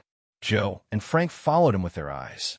"Don't ask if Jake is okay or anything. I can see he's not going to win any Teacher of the Year awards," Frank added. "Think he treats everyone that way? Or just Jake's friends?" "Judging from what Vanessa said, I'd say everyone." "Come on, Frank, let's get the van and head for home." 10 minutes later, they reached Jake's apartment building and reclaimed their van. As they climbed in, Jay Stone called down to them from his apartment window. "Hey, Hardy boys, saw you on TV. Didn't you bring the media with you this time? Or are you waiting for another ambulance?" The brothers ignored him and drove off. Later that evening, after dinner, they were sitting in their own living room. "Well, a lot of problems," Frank said. "Jake, Securitech, Bit, Hamilton, Cindy, the Kings. It's like a huge puzzle, but I have no idea how to begin putting the pieces together. Do you think we're trying to make a mystery where there isn't one, Joe?" Joe yawned. "Could be," he said. "Maybe Jake is just burnt out from work and school. That doesn't explain who the vandals are, or who threw those bottles at him, or why. Could be Cindy, could have been Missy or one of the Kings, or even someone we haven't thought of yet. We just don't have enough information to figure it out." Frank got up and stretched. "Maybe our brains will work better tomorrow. I'm heading for a good book and a good night's sleep." Joe got off the couch and headed for his room as well. "Me too," he said. "Things will probably look better in the morning." The brothers were woken next morning by their dad, calling to them from the hall. "Frank, Joe," Fenton Hardy said, "come out here a minute, will you?" The Hardys walked sleepily into the hall. "What's up, Dad?" Frank asked. "Con's here to see you," he said. "Con," Frank said. "What's he doing here this time of the morning?" "He's not paying a social call," Fenton Hardy said, his voice grim. "He wants you to answer a few questions." Chapter 9. Suspects List. "What does Con want, Dad?" Joe asked. "He won't say," Mr. Hardy said. "Do you want me to call our lawyer?" Frank and Joe shook their heads. "That's not necessary. Thanks," Frank said. "We haven't done anything," Joe added. "Well, maybe I can sit in on the questioning then," Mr. Hardy said. "I'll go talk to Con while you get dressed. We'll wait for you downstairs." A short while later, Joe and Frank found their father and Con wryly seated in the study. Both held steaming cups of coffee. Glasses of orange juice for Joe and Frank were set on coasters atop Fenton Hardy's desk. The brothers each took one and then sat down. "What's up, Con?" Joe asked. "Boys," Con said, "we had some trouble last night, and we were wondering where you were when it happened." "What kind of trouble?" Frank asked. "A break-in at Councilwoman Hamilton's office," Con said. "Since you had some trouble with her and her daughter yesterday, we have to question you about it. Where were you around 7:15 last night?" Frank and Joe thought for a minute. "We were walking back to the BIT campus from the hospital," Joe said. "We had to take our friend Jake there. He was pretty sick. Do you have any witnesses?" Con asked. "Professor Firestein saw us," Frank said. "But that would have been closer to 7:30. Jamal and Vanessa left us at the hospital just before 7, though." They know we didn't have our car with us. I hope that will be good enough to satisfy the councilwoman, Khan said, rising from his chair. What do you mean? Frank asked. Just that Councilwoman Hamilton has it in her head that you two were behind the break-in. Her office is downtown, isn't it? Finn and Hardy said. There should be a Securitech tape showing exactly who broke in. It doesn't show Frank and Joe, does it? Well, Khan said, hesitating. There's a problem there. What kind of problem? All three Hardys said together. The Securitech system was down in that area last night, Khan said. Just a temporary glitch in the programming, they say. But long enough for a crime to happen to the system's major supporter, Frank said. Khan nodded. Pretty frustrating, really, he said. Quite a coincidence, Mr. Hardy said. Yeah, Joe agreed, crossing his arms over his chest. Was anything taken? Frank asked. Khan straightened his uniform. No, nothing. The place was pretty badly trashed, though. Papers scattered everywhere, furniture and computers smashed. A real mess. I'm betting her daughter did it, Joe said. What? Khan asked, puzzled. Joe's right, Frank said. It could be Cindy Hamilton. All this would make sense if she's angry at her mother for some reason. Maybe she wasn't trying to hit Jake the other night. He was carrying one of her mom's flyers at the time. Maybe she was just lashing out at her mom. That would explain the slash posters too, Joe said. Remember the first night we met her? When we went into Jake's apartment that night, the poster on that tree was okay. Then we met Cindy. When we came out again, the poster had been slashed. You boys don't have proof of any of this, Khan said. Not yet, Frank said. But we will, Joe added. Now, boys, Khan said, you should keep your noses out of this. The police can handle it. The police want our necks in a noose, Joe said angrily. So does Councilwoman Hamilton. Calm down, Joe, Finn Hardy said. There's nothing to be gained by getting all worked up. He winked at his sons. I'm sure the police can handle the situation. Why don't you just sit tight for a while? Your dad's right, guys, Khan said. Relax. Take it easy. We can handle this. We don't have any direct evidence against you. And I'll make sure the councilwoman doesn't railroad you into jail. Just relax and take it easy. Stay home. Hang with your friends. But keep your noses out of police business. Frank and Joe glanced at their dad, who nodded. Yeah, okay, Frank said. Khan went to the door. All right, then. Don't bother getting up. I can find my way out. And, Fenton, thank your lovely wife for the coffee. It was excellent. I will, Mr. Hardy said. After Khan had left the house, he turned to his sons. I didn't want to say anything in front of Khan, but this whole thing makes my blood boil. I know you two didn't do anything wrong, but this crazy security system makes it seem as though you did. I'm going to spend the day talking to people, see what kind of political angles I can pursue. I'm not sure how we let Big Brother sneak into our town, but I want to revoke his work visa. Frank and Joe both smiled. While I do that, Mr. Hardy said, rising from his chair and heading for the door, I want you to promise that you'll stay out of the way of Councilwoman Hamilton. If she'll stay out of our way, Joe said. Joe, Mr. Hardy said, disapproval in his voice. Yeah, okay. Sorry, Dad, Joe said. We'll lay low. We promise, Frank said. Good, Mr. Hardy said. I'll see what I can do. He left the room. Frank sipped his orange juice. So, what do you want to do while we lay low? He asked. We ought to check on Jake, Joe said. Go to the hospital.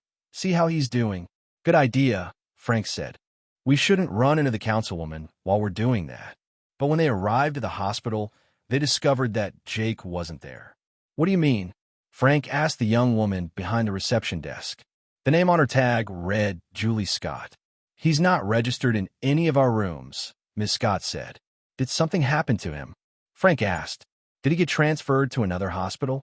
I'm afraid I can't tell you that, she said. Hospital regulations. But we brought him in last night. Joe protested. The young woman shrugged. Sorry. Joe looked ready to boil over with frustration. Fortunately, Frank spotted someone who might help them. Come on, Joe, he said. We wouldn't want Julie to get in trouble with her bosses. Sorry to bother you, Miss Scott. Frank pulled Joe past the reception area and into one of the corridors connecting the hospital to the clinic next door. What's up? Joe asked. I just saw the doctor we talked to last night walking down this corridor, Frank said. Maybe he'll be more responsive than the receptionist was. They caught up with Dr. Kennel a minute later. He had a clipboard and was busy making notes on it. Long shift, Frank said as the brothers skidded across the tile floor to where Dr. Kendall was standing. He smiled at the brothers. No, last night was my weekly night in emergency. Today I'm doing the clinic and making my rounds. I do get to sleep sometimes. What happened to Jake, Dr. Kendall? Joe asked. The receptionist wouldn't tell us. The kid you brought in last night? Dr. Kendall asked. He checked himself out shortly after you left. Against my advice, I must admit. College students are sometimes hard to reason with or understand. No offense. None taken. Do you know where he went? Frank asked. Home, I hope, the doctor said. At least, that's what I told him to do. Thanks, Doc, Joe said. We'll go check on him right now. He and Frank headed for the door. Remind him to rest when you see him, the doctor called. Otherwise, those headaches could come back. Concussions aren't anything to trifle with. And he should pick up that prescription I called in for him, if he hasn't already. Will do, Frank said. Thanks again, Doc. He and Joe hit the parking lot and hopped in their van. 10 minutes later, they pulled up in front of Jake's apartment. They zipped up to the second floor and knocked on Jake's door. When they got no answer, Joe tried the knob. Locked, he said. Frank frowned. Where to next? Well, it's Saturday, so he shouldn't be in class. We could check his work, or maybe the library or some restaurants. Why don't we call Jamal and Vanessa, see if they know? Good idea, Joe said. The brothers went back to their van and got the cell phone. Frank called Jamal first and got Vanessa's number from him. Unfortunately, neither one had seen Jake. Vanessa said she had to stop at work today to pick something up, Frank said. She promised to see if Jake had checked in.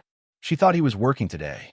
Joe, sitting behind the wheel, said, Where does that leave us, then? I'm not sure, Frank said. I did find out one thing, though. Jamal dropped Vanessa off before the break-in occurred last night. You're not thinking she's a suspect, Joe said. I think it's too early to rule anyone out, Frank said. We know that we didn't trash that place. And I think it's funny that Hamilton's office got broken into just when the Securitech system was out in that part of town. The only people we know who might have had access to information about the system being down are Jake and Vanessa. And Jake checked himself out of the hospital before it happened. Yeah, Frank said. I don't know what motive either one of them would have for trashing the office, though. I still think Cindy's our main suspect, Joe said. We know that she, or one of her friends, was involved with that bottle throwing. She's in Jake's computer class, and she used to go out with him. That might give her access to Securitech somehow. It might, Frank said. For now, though, the only people we know with Securitech access are Jake and Vanessa. Joe nodded. It would be a real bummer if Vanessa had anything to do with this, he said. I think Jamal really likes her. Yeah, Frank said. We can't rule out the Kings, either. They've got some computer skills, although probably not enough to tackle something like Securitech. I don't know. He looked thoughtful for a moment. I still think you're right. Cindy's our best suspect, but bang. Something hit the side of the van. Both brothers jumped. When they looked out the window, they saw Cindy Hamilton standing next to them with her fist clenched. She must have sneaked up and banged on the side of the van with her fist as the brothers talked. Speak of the devil, Joe said. What are you two doing in there? Cindy asked. Plotting some new crime. Plotting to put you behind bars is more like it, Joe said. She smiled. You're not up to it, Blondie. You make any moves toward me, and my mom will have you in jail so fast that it'll make your head spin. I'm sure she thinks you're a little angel, Joe said. But we know better, don't we? I don't know what you think you know, Cindy said. What are you doing here, Cindy? Frank asked. Hey, it's a free country, isn't it? I can walk where I want. If you're coming to visit Jake, Joe said he's not home. Who said anything about Jake? Cindy replied. I'm just out for a walk. She waggled her fingers at them. Stay out of trouble, boys. Then she walked away, heading in the direction of the BIT campus. She's some piece of work, Joe said, watching her go. Frank nodded. You know, he said, she could have come here to visit Jay Stone. Maybe she's in deeper with the Kings than we thought. That would make sense, Joe said. I wonder what the Kings are up to, though. Maybe just causing chaos, Frank said. That's enough for some people. Hey, Joe said. There's Jay Stone now. Sure enough, Stone was coming out of the apartment building. As he did so, though, he ducked to one side and pressed his back against the wall. What's he up to? Joe asked. A moment later they saw. Out of the building walked Jake. He looked worn out and unaware. As he moved forward a couple of steps, Stone stuck out his foot and tripped him.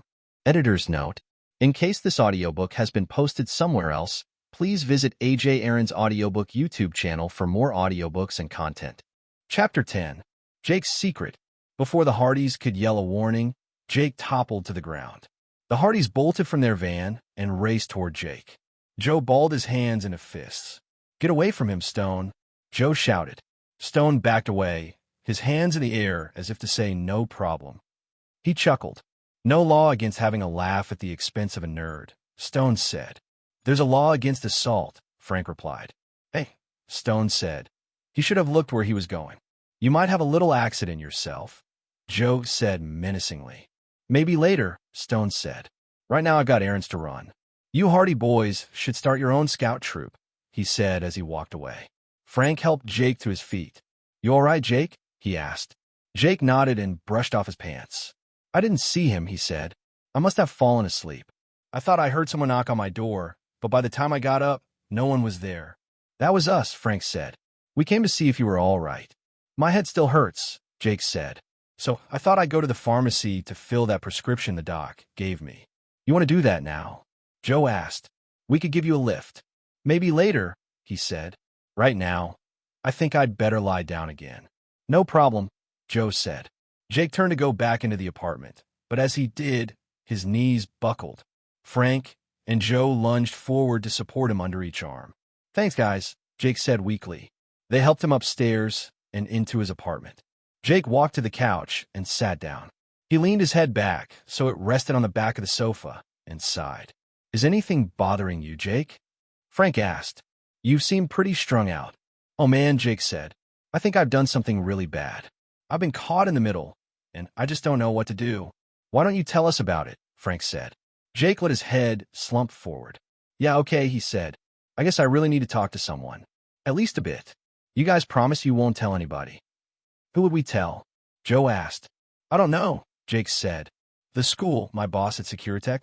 I don't think the police would be interested, but we promise," Frank said. Jake leaned forward and put his elbows on his knees.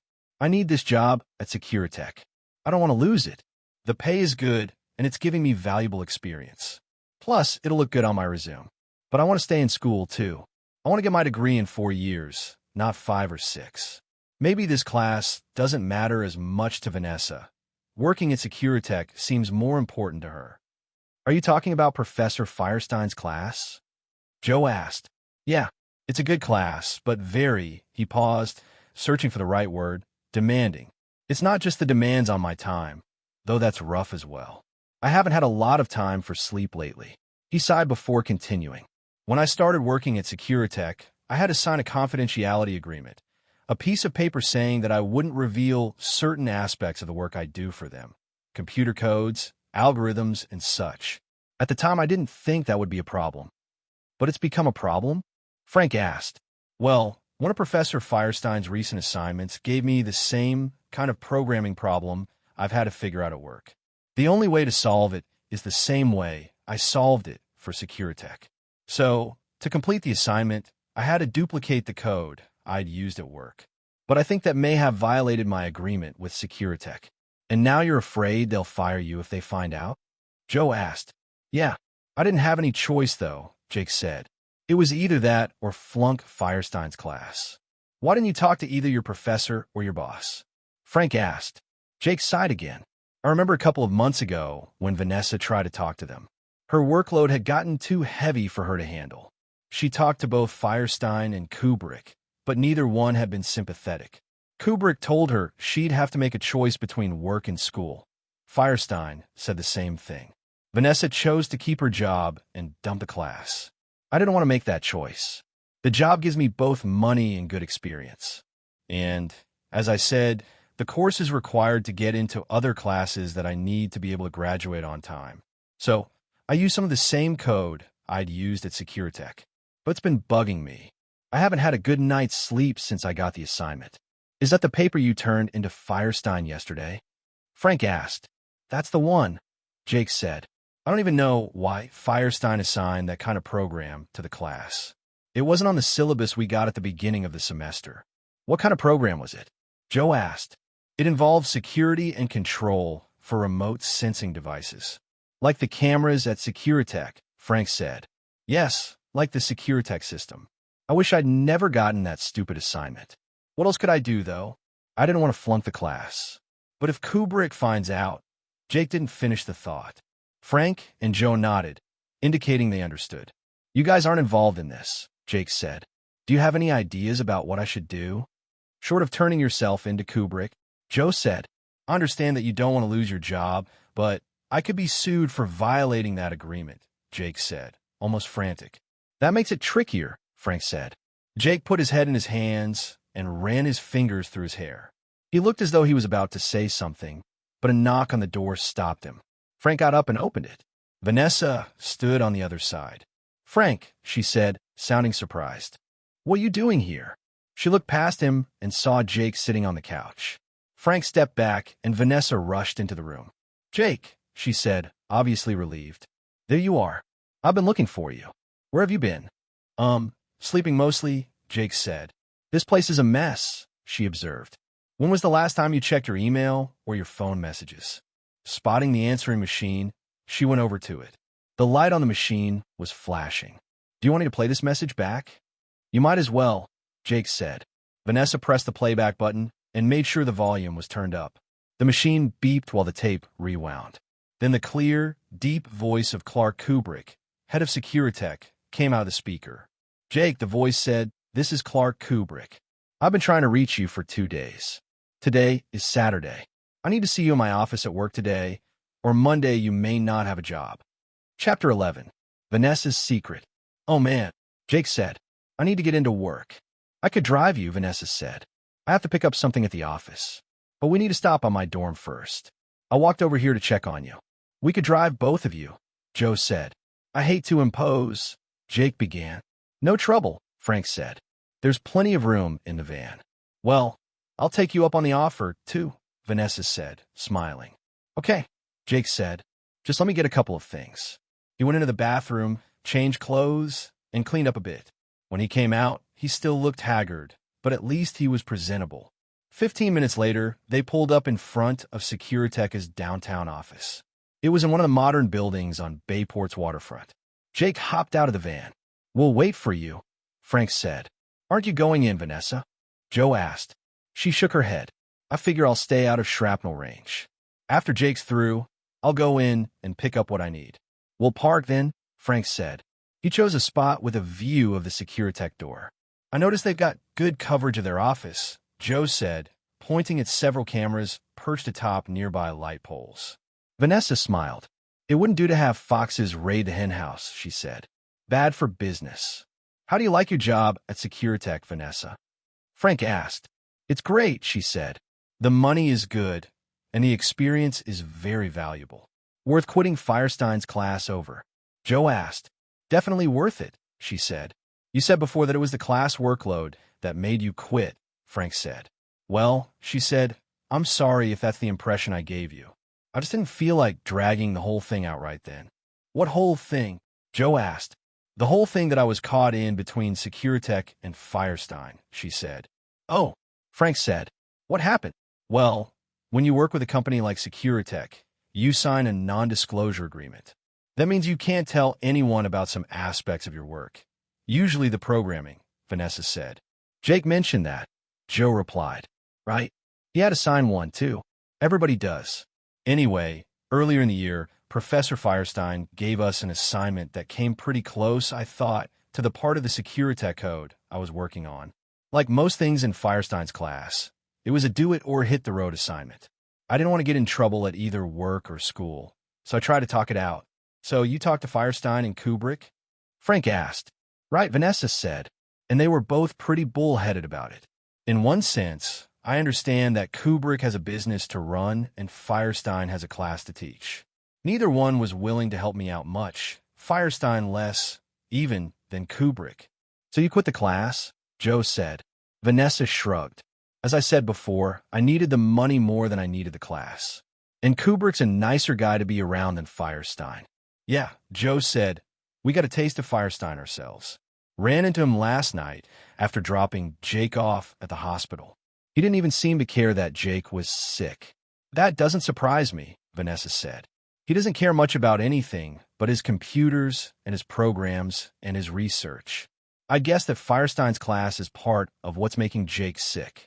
I think you could safely say that, Frank said. He and Joe exchanged a meaningful glance. Vanessa didn't notice. Instead, she leaned back in her seat behind the brothers. You know, she said, closing her eyes, I'm really glad I got out of that class. At that moment, Jake came back out of the Securitech building. He looked even more pale than when he'd gone in. He climbed into the van and put his head in his hands. How'd it go, Jake? Joe asked. Not so good, Jake said. Tell you what, Frank said. It's about lunchtime. We'll treat you at Java John's, and you can tell us what happened. You're invited too, Vanessa. Thanks, guys, but I still have a couple of things to check on here, she said. You three go ahead. I'll catch a cab or something later. She got out of the van and closed the door behind her. Good luck, she called back as she walked up to the front door of Securitech. She inserted her pass card and went inside. Frank drove to the coffee shop, a couple of blocks away. Since it was Saturday, they had trouble finding parking and had to walk a ways. We could almost have left the van at Securitech and walked from there, Joe said. Trouble with parking is it's hard to tell when you'll have trouble finding any, Frank said. Right, Jake? Jake muttered a reply, and the three of them went into Java John's. After they'd settled in and ordered, Joe said, So what happened, Jake? I got suspended from the company, he said, rubbing his hands through his hair. Suspended? Joe said. What? Jake sighed. The company got an anonymous tip that I'd divulged secret information, broken my confidentiality agreement. Kubrick suspended me indefinitely while the company looks into the accusation. Wow, that's tough, Frank said. I'd probably feel worse if I didn't deserve it, Jake said. Who do you think could have told them? Joe asked. I don't know. I didn't really tell anyone what was going on. Not until I talked to you guys earlier today. But Kubrick called my place before then. Could Vanessa have told him? Frank wondered. She said she was having a problem similar to yours. That's why she dropped out of Firestein's class. Maybe she figured out what was happening with you and turned you in. That's why she dropped out. Jake asked. I thought it was because of the workload. He shook his head. I can't believe she would tell Kubrick. She's no rat. Joe snapped his fingers. Maybe it was Cindy, he said. Jake, did you tell Cindy anything about your problem? She's in Professor Firestein's class with you, and she's been making a lot of trouble lately. We think she might even have thrown the bottles at you, Joe added. Jake looked at the brothers with surprise and disbelief. Cindy? I can't believe that either. Sure, we broke up, but... Besides, I never told her about the non-disclosure conflict. Could she have figured it out? Frank asked. I don't see how, Jake said. She's not very good in the class. I think she started going out with me to get help with Firestein's homework. Man, does my head hurt. He rubbed his temples. Joe and Frank didn't ask any more questions until the food came. Then the three of them sat and ate quietly. Jake seemed listless and took a long time to finish his sandwich. Even the coffee didn't seem to perk him up. Finally, Joe said, Jake, we'll stay on top of this and try to figure out what's going on. Right now, though, I think we should take you home. Frank nodded. We should stop at the pharmacy and pick up that prescription for you on the way. No, Jake said, standing. I can't impose on you guys any longer. You've been driving me around like a limo service. I can get home on my own. Well, Joe said, if you won't let us drive you, at least take a cab. You're in no shape to walk. Yeah, okay, Jake said, nodding. I'll take a cab. Frank said, I'll pay the bill. Joe, you get the cab company on the phone. Check, Joe said. He and Jake headed for the phone near the door. 5 minutes later, the three of them stood outside the cafe, waiting for the cab. You guys don't have to wait with me, Jake said. I can do this on my own. We know that, Jake, Frank said, but we'll feel better if we see you off. The cab company said they were a bit jammed up anyway, Joe added. You might as well have some company while you wait. The three of them made small talk until the cab arrived. Frank and Joe waved goodbye to Jake and then headed for their van. You know, Joe said, in the time we were waiting, we could have driven him to the pharmacy and then home. Yeah, I know, Frank said, but you can't blame the guy for wanting to be independent. The brothers rounded the corner. Their van was parked 2 blocks farther down the street. When they were a block away, they caught sight of someone squatting by the van. The person was wearing a King's jacket, and appeared to be tampering with one of the van's tires. Chapter 12. Wolf in King's Clothing. "Hey you, stop," Joe yelled. The figure messing with the tire didn't turn. He just jumped up and took off running down the block toward the waterfront. "Don't let him get away," Frank said. Both he and Joe took off after the vandal. Frank had done some running on the track team in school. Joe, too, was in top physical condition. Still, the person they were chasing now had almost a 2-block lead on them. "He's heading for the park along the waterfront," Frank said. "If we lose him down there, we may never spot him among the trees," Joe added. He and Frank redoubled their efforts. Slowly, they closed the gap between them and their quarry. They were only a block behind when the vandal entered the park. The vandal was dressed all in black, aside from the red and yellow painted king's jacket. Clouds had moved in, darkening the sky, which made it hard to see him as he darted through the trees.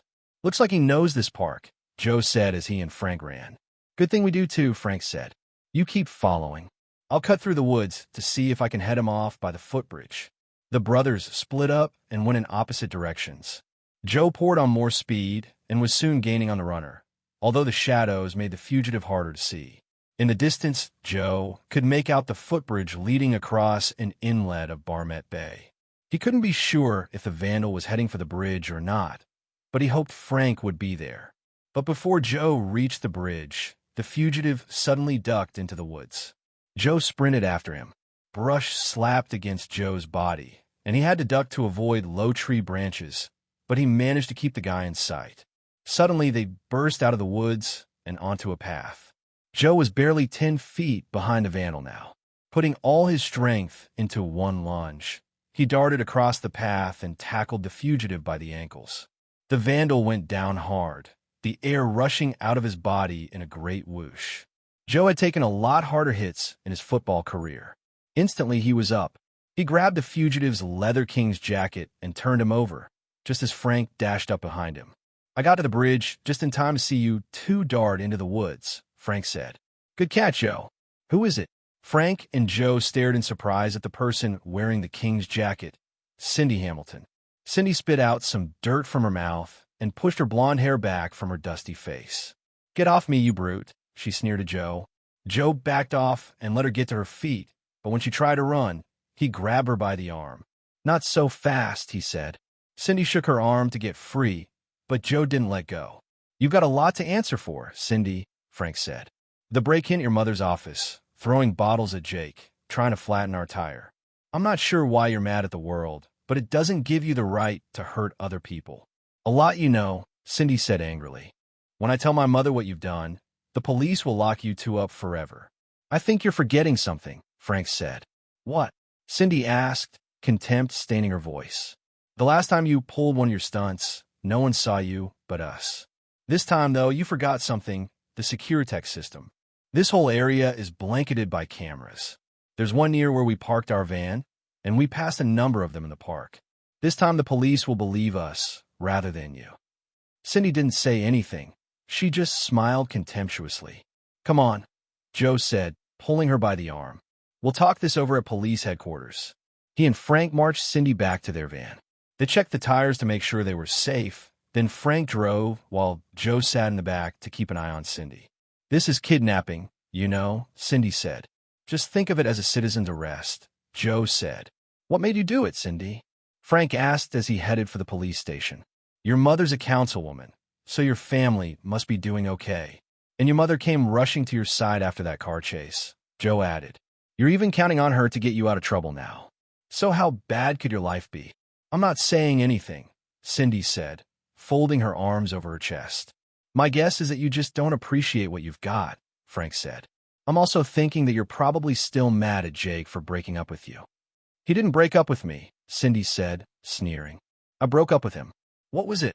Joe asked, ignoring her disclaimer. "Was his workload too heavy? Did he choose school and Securitech over you? And what about this king's jacket?" Frank said, "Trying to shove some of the blame on your pals. Or are you in deep with Morelli and his bunch?" "My guess is the first, because I doubt you have any real friends." Cindy clenched her hands and fumed. Her face reddened. Finally, she said, "Talk to my lawyer about it." Joe and Frank chuckled. They figured their guesses had hit the mark. Cindy sat silently and steamed all the way to the station house. When they got there, the brothers escorted her into the building. Cindy went along grudgingly. As they approached the door, though, the Hardys noticed a small but wicked smile creeping across Cindy's face. "Don't worry, Joe," Frank whispered to his brother. "We got her on tape this time. The cops will have to believe us. Why do I feel she's got something else up her sleeve?" Joe whispered back. Luck was with the Hardys. They ran into Con Riley just inside the station house door. "Joe, Frank," Con said. "What's up?" "We caught her trying to flatten our tires, Con," Frank said. "She did it right inside the Securitech blanket area this time," Joe added. "So there shouldn't be any question of guilt." Cindy smiled. "These guys are liars. Call my mother. Get my lawyer. I want to prosecute them for illegal imprisonment." Con looked from the Hardys to Cindy and then back again. "She's trying to weasel her way out of the rap," Joe said. "But we've got her dead to rights this time." "Where did this alleged incident take place?" Con asked. "On Scott Avenue," Joe said. "Down by the waterfront. She led us on a foot chase through the woods in the park." "They chased me," Cindy said, "but only to harass me. I ran from them because I was scared." Con showed them to some chairs near his desk. "Sit here while I try to figure this out," he ordered. Con spoke briefly with a couple of other uniformed officers and then went to the phone and began making calls. "When my mother finds out about this," Cindy said, "you guys are dead. What's she going to say when she finds out you're a petty criminal?" Frank asked. In reply, Cindy just smiled. After a few minutes, Con returned and beckoned for Frank and Joe to join him. Con took them aside, so Cindy wouldn't hear them. "I've got some bad news for you boys," he said. "I just had one of our men run the Securitech data from the areas you mentioned." Frank and Joe looked at each other and smiled. "Great, then Joe began. Con cut him off. "I don't know how to tell you this," he said, "but it looks like there was some kind of problem in the system. That area has been blacked out for the last 3/4 of an hour." "But," Joe began. "I know," Con said. "Rotten luck. You guys might want to get out of firing range before her mother gets here." Frank quickly glanced at the door and said, "Too late." Councilwoman Hamilton stormed into the squad room accompanied by a man Frank took to be a lawyer. Neither one of them looked very pleased. "Where's my daughter?" Hamilton said angrily. "What have you done to her?" In response, Cindy jumped out of her chair and ran into her mother's arms. "It was those awful Hardy boys," Cindy cried. "They chased me in the park and brought me here against my will. She was letting the air out of our tires." Joe yelled angrily. "Huh, he's lying," Cindy said. "They have no proof. They're just trying to make me look bad. I think we may have to let the courts settle this," Hamilton's associate said. "Now, let's not be too hasty," Con Riley said. "Maybe we can work this out." As Con tried to calm the Hardys and the Hamiltons, the police station suddenly grew busy. Another officer came up to Con and said, "Drop what you're doing, Riley. We need people downtown pronto." He whispered something more in Con's ear. "Downtown," Frank said. "What's going on?" "Some kind of break-in," the officer said. Con turned to the Hardys and the Hamiltons. "Folks," he said, "we're going to have to postpone this until another time." "Another time?" sputtered Hamilton. "Why, that's outrageous." She stopped, though, as Cindy tugged on her sleeve. "Come on, Mom," she said. "I don't think they'll bother me again. Besides, I've got better places to be." She smiled maliciously at the Hardys. "Well, if you think so, dear," Councilwoman Hamilton said. She turned to the Hardys. "Next time, though, I'll see you both in court." Joe was about to say something, but Frank elbowed him in the ribs. Cindy, her mother, and her associate turned and left the police station. Con Riley turned to the brothers as he pulled on his jacket. "Sorry about that, guys," he said, "but without any proof. I don't understand why the cameras didn't catch Cindy," Joe said. "Well, maybe this call explains it," Con said. "What do you mean?" Frank asked. "The break-in," Con said, "is at Securitech." Chapter 13. The Securitech Heist. "There was a break-in at Securitech?" Joe said. "How can that be? I gather that the security system is pretty much automated on the weekend, and most other times as well," Con said. "That's the beauty of it. There are a few programmers who work on Saturdays, but no human systems operators. No human judgment either," Frank said. "And apparently," Joe said, "no one watching the candy store." They didn't know there was any trouble until a technician came in to check the system, Khan said. I guess the main office got pretty messed up. I gotta run, boys. With that, he headed for the door. Mind if we tag along? Frank asked. Fine by me, Khan said. Just stay out of the way. A few minutes later, Frank and Joe pulled up outside the Securitech offices. They didn't see Khan, but Joe spotted Clark Kubrick standing outside. Yellow police tape was already stretched across the front of the building. Joe and Frank walked up to the police tape so they could hear better. A police officer was standing next to Kubrick, taking notes. Nothing much taken, Kubrick said angrily. Maybe 3 computers doesn't seem like much to you, but one of those computers had our master control disk. It runs the whole system. I'm sure you have a backup, Mr. Kubrick, the officer said. Was that stolen as well? Of course not, Kubrick said. We keep our duplicates off-site. That's not the point, though. A criminal with that disk might compromise our whole system. Do you have any idea who might have pulled this job? The officer asked. I think so, Kubrick said. If I were you, I'd be looking for Jake Martins. Why is that, sir? The officer asked. Because the trouble that caused the system to go down tonight was with the section of computer code that he wrote, Kubrick said. Plus, I got a tip that he was compromising our security. I talked to him in my office earlier today about it. Plus, Jake had the expertise needed to shut off the camera systems selectively. Is that what happened here? The officer asked. According to our preliminary analysis, that's why the cameras went down for about an hour earlier. That would have given Martins the time to break in, bust up the place, and take those computers. I'll have someone bring this Martins in for questioning, the officer said. She turned away from Kubrick for a moment and spoke into a walkie-talkie. Frank nudged his brother. Come on, Joe, he whispered. We got to talk to Jake. Joe nodded, and the two of them headed for the van. As Joe slid behind the wheel, he said, Man, this case just gets stranger all the time. I thought we had Cindy in the bag, but then the cameras go down. Not only do we not get her, but she couldn't have done the Securitech break-in because she was with us at the time. He pulled the van into traffic and headed for Jake's apartment. Frank sighed. The Kings could still be behind this somehow, he said. Cindy has to be connected to them. Maybe she put them up to the job. I don't know, Frank, Joe said.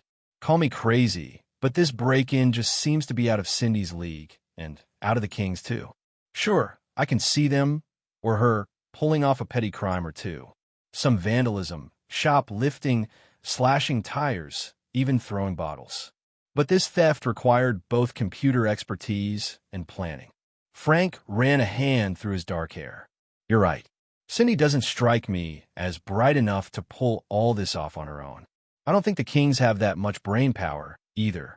So who does that leave? I hate to say it, Joe said, pulling the van onto Smith Street. But Jake is a good suspect. Vanessa could be too, Frank said. We know she was at Securitech today. She could have set up the robbery.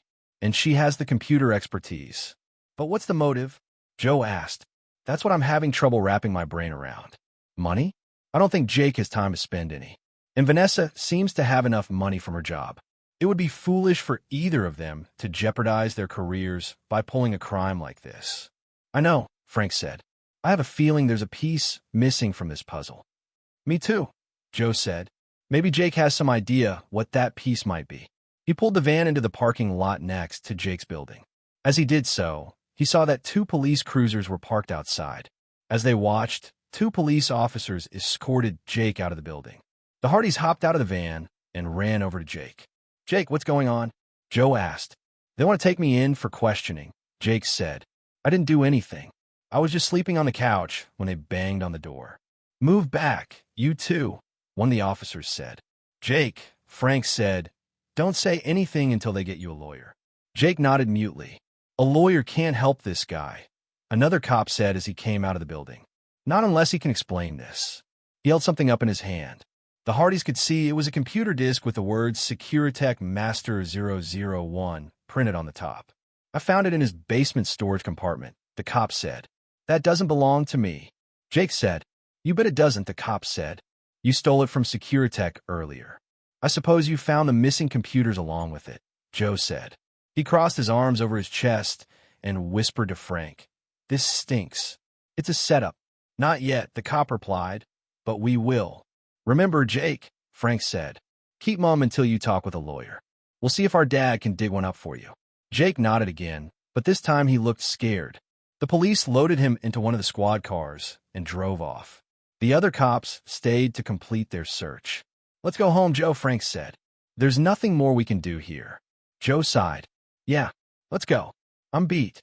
Neither brother slept much that night. Even after their dad said he'd find a lawyer for Jake, they still couldn't settle down. The confusing facts of the case kept running through their heads until, finally, sleep took them. They were sitting at the breakfast table on Sunday morning, poking listlessly at their eggs, when suddenly a light went on over Joe's head.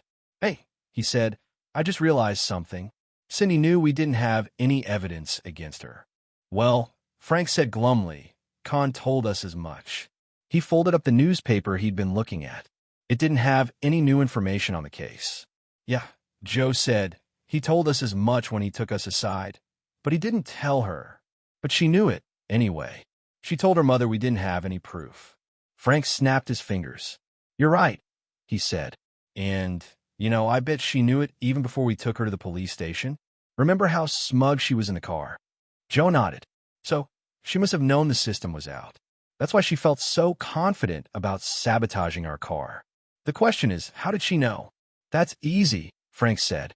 She knew because she's in league with whoever pulled the crime. She's in the scheme up to her neck. The question is, who's at the head of the operation?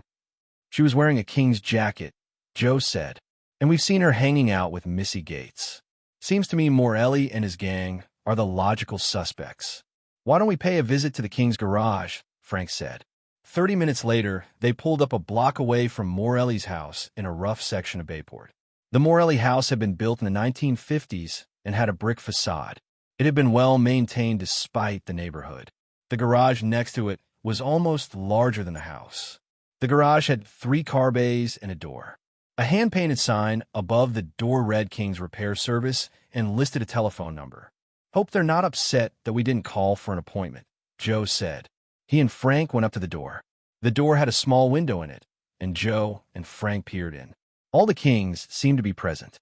Vince Morelli, Harley Bettis, Jay Stone, and Missy Gates were all standing at one end of the garage, huddled over a long, well-lit work table. The Hardys could see electronics, tools scattered about. The brothers couldn't see what exactly the Kings were looking at. Jackpot, Joe whispered. He turned the knob, pushed open the door, and walked in. Frank was right behind him. A bell rang as they entered, and the Kings turned toward the door. As they did, Frank and Joe could see what they were working on, computers. The computers looked new and top of the line.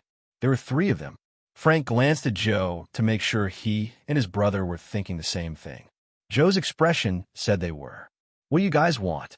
Morelli said. His tone made it clear that the brothers were not welcome. They're spying, probably, Missy Gates said. Harley Bettis sneered. Let's show them what we do to spies. Chapter 14. Fall Guys. Back off, Bettis, Joe said. The younger Hardy balled his hands into fists and took a step forward. The other Kings began to pick up tools that were lying around the garage. Tire irons, wrenches, chains. I wouldn't do that if I were you, Frank said. Not unless you want to be in even more trouble than you're in now. The only one in trouble here, Stone said, is you punks. He swished his chain in the air. That's where you're wrong, Frank said.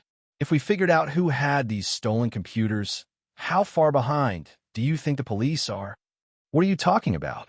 Morelli said. These computers aren't stolen. We bought them. Maybe so, Joe said. But the person you bought them from stole them from Securitech last night. Don't you guys ever read the paper? The Kings looked confused. They relaxed the weapons in their hands and, as one, looked at Missy. That's not true. Missy protested. Cindy would never. She cut herself off before saying more, but her words were enough to confirm the Hardy suspicions. Cindy Hamilton's setting you up, Frank said. At least that's what I think. The police may think otherwise, though. They might think that the Kings are the brains behind the Securitech robbery and the recent vandalism. They may think she's part of your gang. Cindy's just a hanger-on, Morelli said. She's a friend of Missy's. Sometimes we hang out, have fun. Does that fun include breaking into Securitech and Councilwoman Hamilton's office? Joe asked. If it doesn't, you might want to reconsider letting her hang with you, unless you want your neck in the noose. Where'd you get those computers? Frank asked. Cindy sold them to us, Stone said. She said her mom was upgrading their home systems. She'd have thrown them out otherwise. Come on, Stone, Joe said. You can't be that dumb. Those computers are state-of-the-art. Well, they did look expensive, Bettis said. But if they're so new, why would you have sold them to us so cheap? Because they're hot, Morelli said. That's why. He threw his wrench across the garage. It hit a tool chest and clattered to the floor.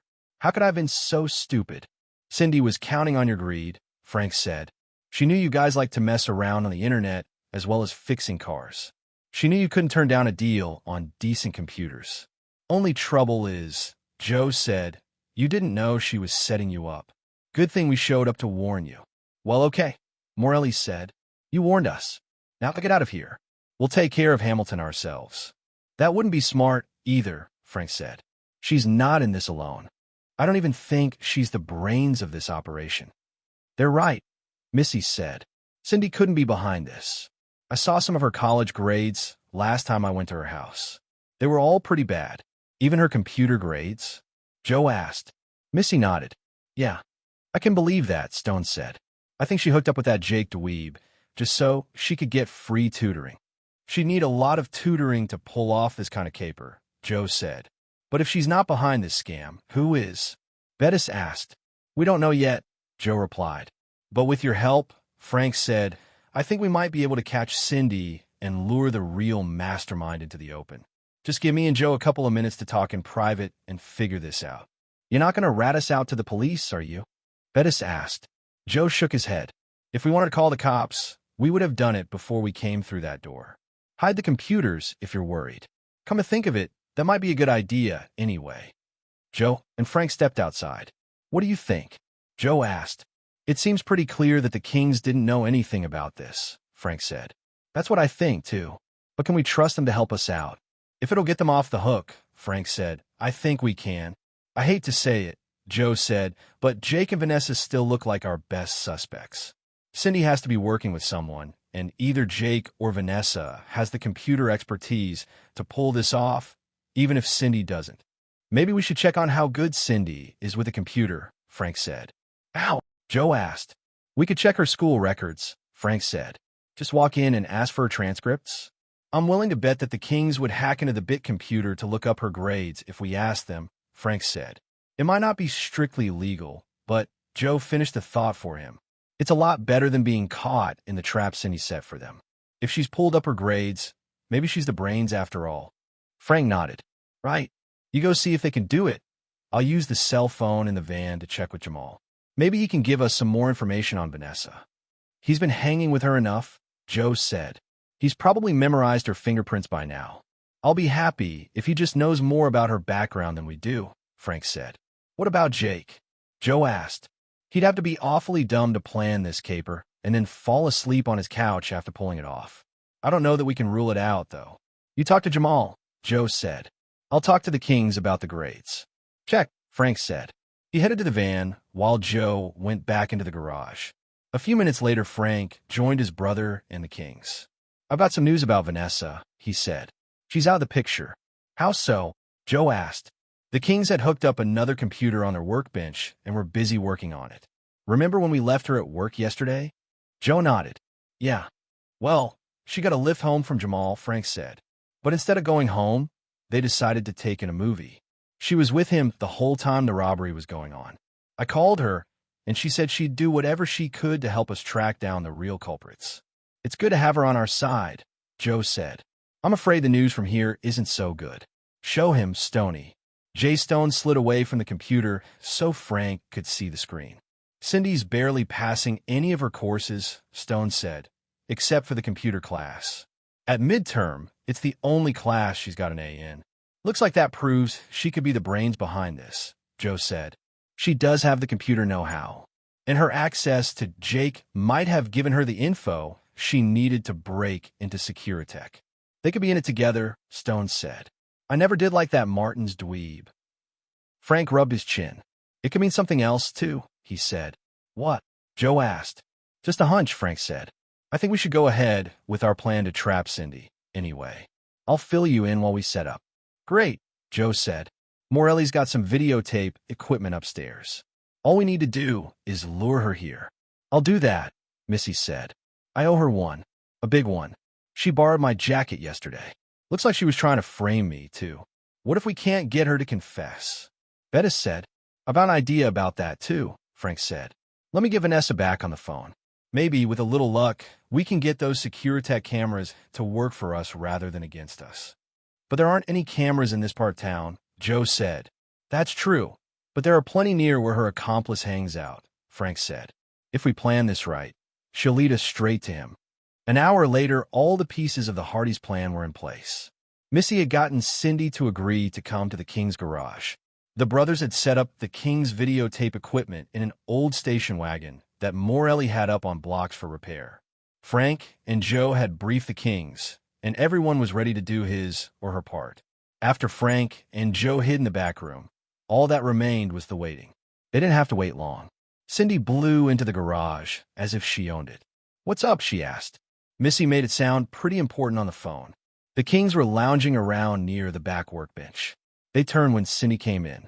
It's pretty important. All right, Morelli said menacingly. Yeah, Bettis agreed. If you think your future is important. Cindy looked surprised. My future? What are you talking about? We know you stole those computers you sold us, Cindy, Stone said. Yeah, Missy said. And unless you pay us to keep quiet, we're going to tell the cops all about it. Chapter 15. Caught on camera. You guys are crazy, Cindy said. I don't know what you're talking about. She tried to sound tough, but beads of sweat began to form on her forehead. Morley picked up a pair of pliers and threw it across the garage. You think we don't read the papers, Cindy? He asked. You think we couldn't figure out where these computers came from? These are Securitech's computers. They're front-page news. You made us pay you for them, but instead, you're going to have to pay us. Otherwise, Bettis said, we're going to the cops and telling them everything we know. Cindy looked around, but found no sympathetic faces in the room. What if you do tell the police? I'm Councilwoman Hamilton's daughter, and you're all just a bunch of thugs. Who are the cops going to believe? Me or you? Your prints are on those computers, you know, Missy said. Your prints are on those computers, too, Cindy said, brushing a damp lock of hair off her forehead. All of you? Yeah, Stone said. But what the police will want to know is how your prints got there if you didn't sell those computers to us. I could say that you made me put my hands on them when you lured me here today, Cindy said, still defiant. The Kings laughed. Morelli pointed to the camera in the car. They won't buy that, because we've been taping you since the moment you walked through that door. Why you? Cindy said. She made a lunge for the station wagon, but Missy and Bettis cut her off. You want that tape? Missy said. You're going to have to pay for it. In cash, Bettis said. 15,000 Stone put in, plus the 1,500 we gave you for the computers last night. Cindy's jaw dropped. I don't have that kind of money, she said. Maybe you don't, Morelli said, but your old lady does. But I can't get it from her, Cindy said. I've already run up enough bills at college that. She stopped. Well, Stone said, you'd better get it from somewhere because it's 7 o'clock sharp that tape is going to the cops. But that's only 6 hours away. Cindy said, her voice almost pleading now. Morley put a toothpick in his mouth and bit in half. He spit half onto the floor. You're wasting time then, aren't you? Cindy looked at the gang, tears forming in the corners of her eyes. Then she rushed out of the garage, hopped into her SUV, and sped down the street. Morelli and the Kings looked toward the back room, where Frank and Joe were still hiding. What now? Morelli asked. Frank and Joe stepped into the garage. Now, Joe said, we spring the trap. Frank had the cell phone to his ear and was talking into it. Yeah, she just left. Great. I know you can't see her now, but if you keep an eye on the campus area, I'm sure she'll show up soon. Right? We'll keep the line open. What are you guys going to do? Stone asked. We're going to follow her to her accomplice, Joe said. How about a friend of ours on the line? Frank said. She got her boss at Securitech to agree to lend us a hand. We'll take it from here. What about us? Missy asked. You call the police and give him that tape, Joe said.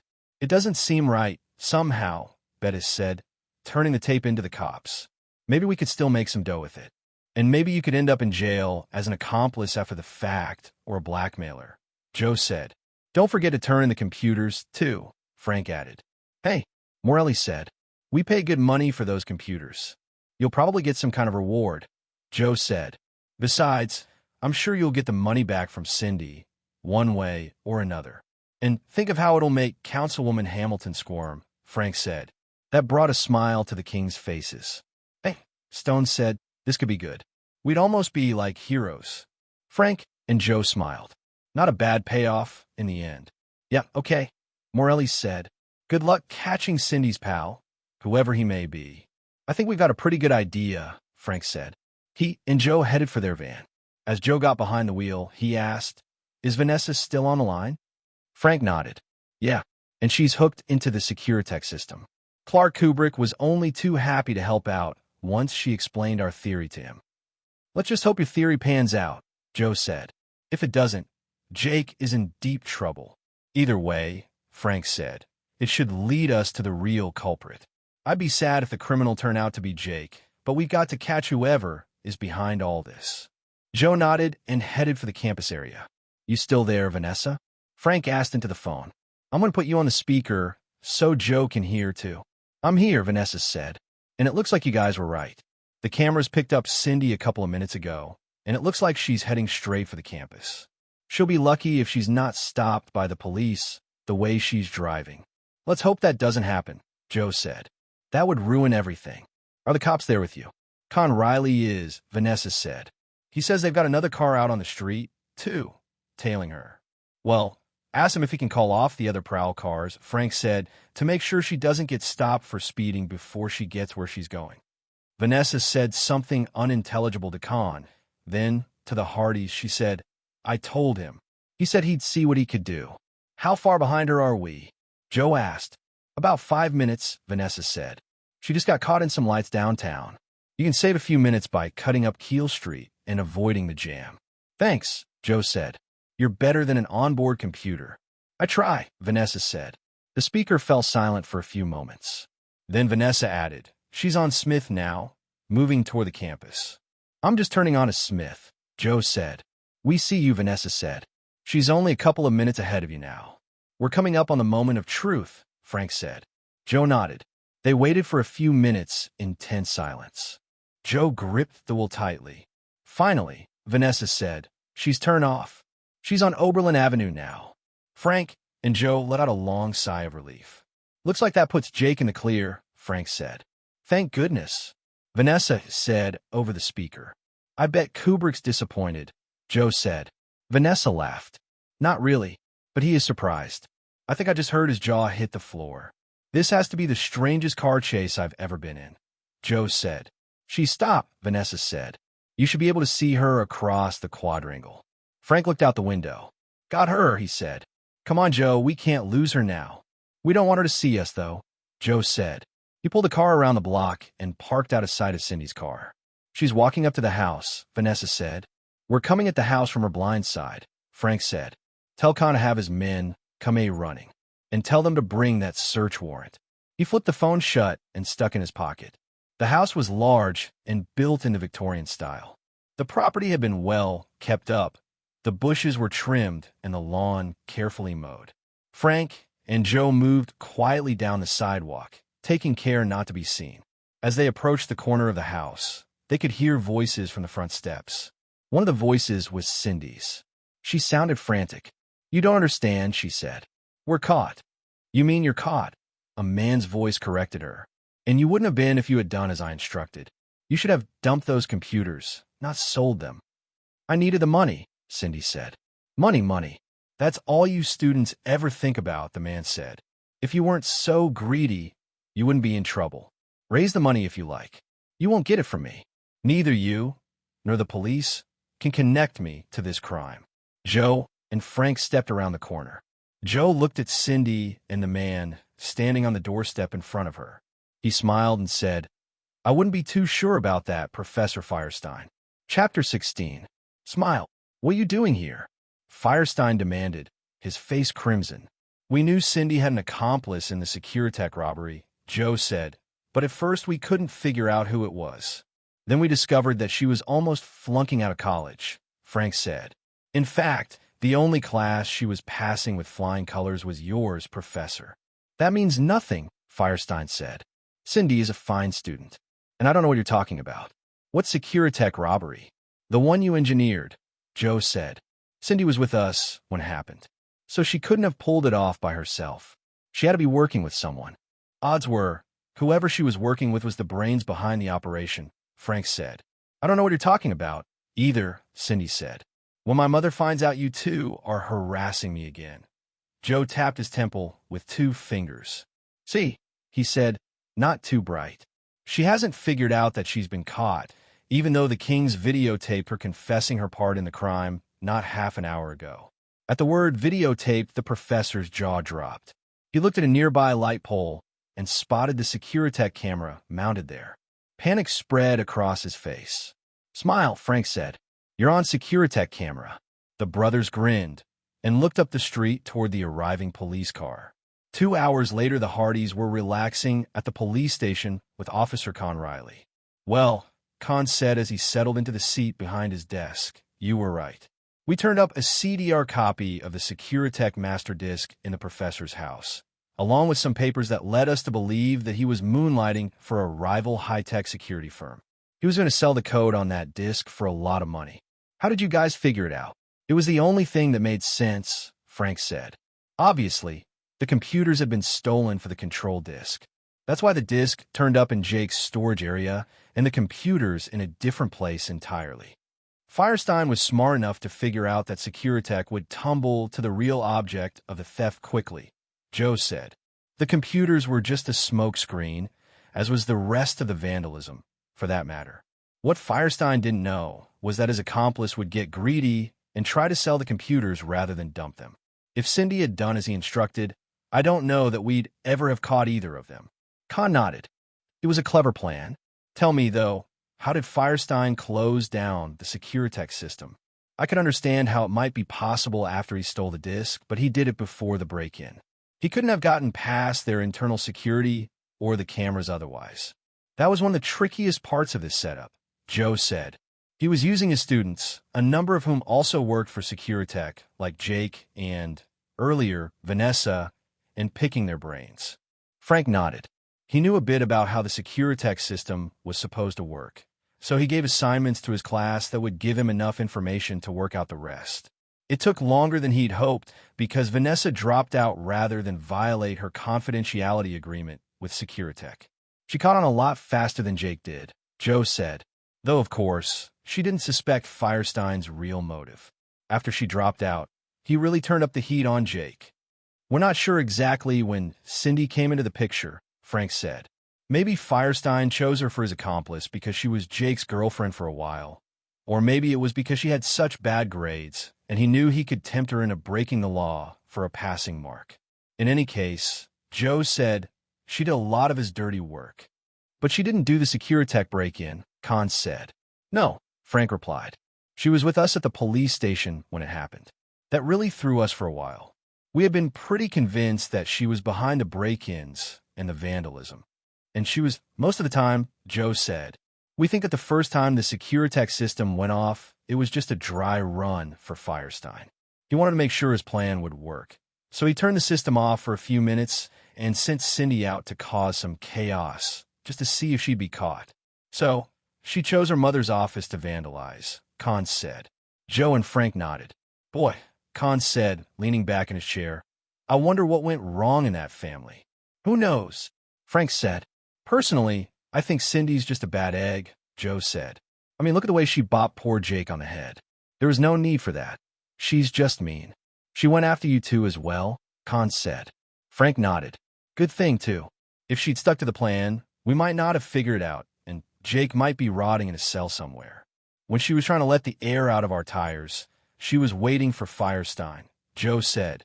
He had time to break into Securitech, but for his plan to work, he needed someone else to tidy up. So, we figure he stashed the computers in her car near the scene. That way, if anyone stopped him for any reason, they wouldn't find anything on him, Frank said. All he had to hide was one small computer disk. Then, while Cindy was supposed to dump the computers, Firestein was copying the disk. Then he went to Jake's apartment, which isn't covered by Securitech cameras, and planted the disc in Jake's storage locker, Joe said. Jake was his fall guy because the police had to catch someone for the crime. If they didn't, Securitech would figure out that their code had been pirated a lot more quickly than they would have otherwise. But with the disc recovered so soon after the robbery, they'd relax, and Firestein could go about his dirty business. We found a key to Jake's apartment on Cindy's key ring when we arrested her, Khan said. That makes sense, Frank said. She must have gotten it from him when they were dating. And it probably explains what Cindy dropped the first time we met her, in the darkened hall outside Jake's apartment. Those keys. Probably Firestein got a copy from her, as well, so he could frame Jake.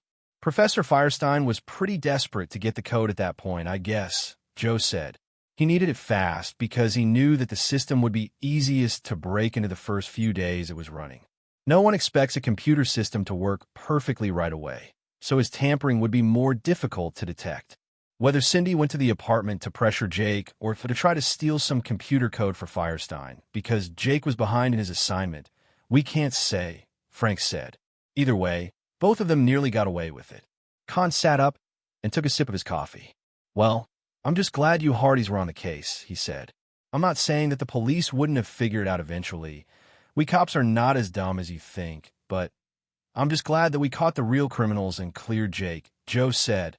Frank yawned. I think at this point, we've earned some well-deserved rest. He and Joe got up and headed toward the door. See you soon, Officer Riley. Con Riley leaned back in his chair and scratched his head. On Monday evening, the Hardys and their parents decided to eat out. The brothers chose Java John's, and the four of them met Jamal, Vanessa, and Jake there, too. Let me get this right, Jake said. Professor Firestein was using me to steal Securitech's computer code so he could control their security system. Then he broke into the company, stole their master disk, and planted it in my storage locker to make it look like I'd done it. Right, Joe and Frank said simultaneously. And Cindy was in on it, Jake said, shaking his head. Man, that's hard to take. I think I feel my headache coming back. She hit me with those bottles, too? Let's face it, Jake, Vanessa said, smiling. You have no taste in women. That must be why you're my friend, Jake said. The Hardys, Jamal, and Vanessa all laughed. Even Jake smiled a bit. You'll all be happy to know, Fenton Hardy said, that Mrs. Hardy and I have spent a lot of time on the phone today. We've talked to a lot of politicians, Laura Hardy said, and they assured us that the Securitech system will be turned off, at least until the city has time to rethink its position. Fenton took a sip of water and said, despite catching some criminals, and despite the clever use our sons put it to, the Securitech system was obviously very vulnerable to abuse. Well, I'm pretty tired of being an unwitting TV star, Frank said. 15 minutes of fame enough for you, Frank? Jamal asked. More than enough, Frank replied. What about you, Joe? I'll be more than happy to see Big Brother close down for good, Joe said. After all, cameras may not lie, but sometimes they don't tell the whole truth either. Thank you for listening to this audiobook. We hope you enjoyed the story. Your feedback is invaluable in helping us improve the quality of our audiobooks. We appreciate your support and look forward to bringing you more stories in the future. If you have any audiobooks you would like us to make, please comment on this video. If you enjoyed this audiobook and want to support more projects like this, please consider becoming a Patreon member. Patrons receive special access to exclusive audiobooks, early access to new releases, and the ability to listen to the MP3 audiobook versions. You can find the link to our Patreon page in the description below. Until next time, happy listening.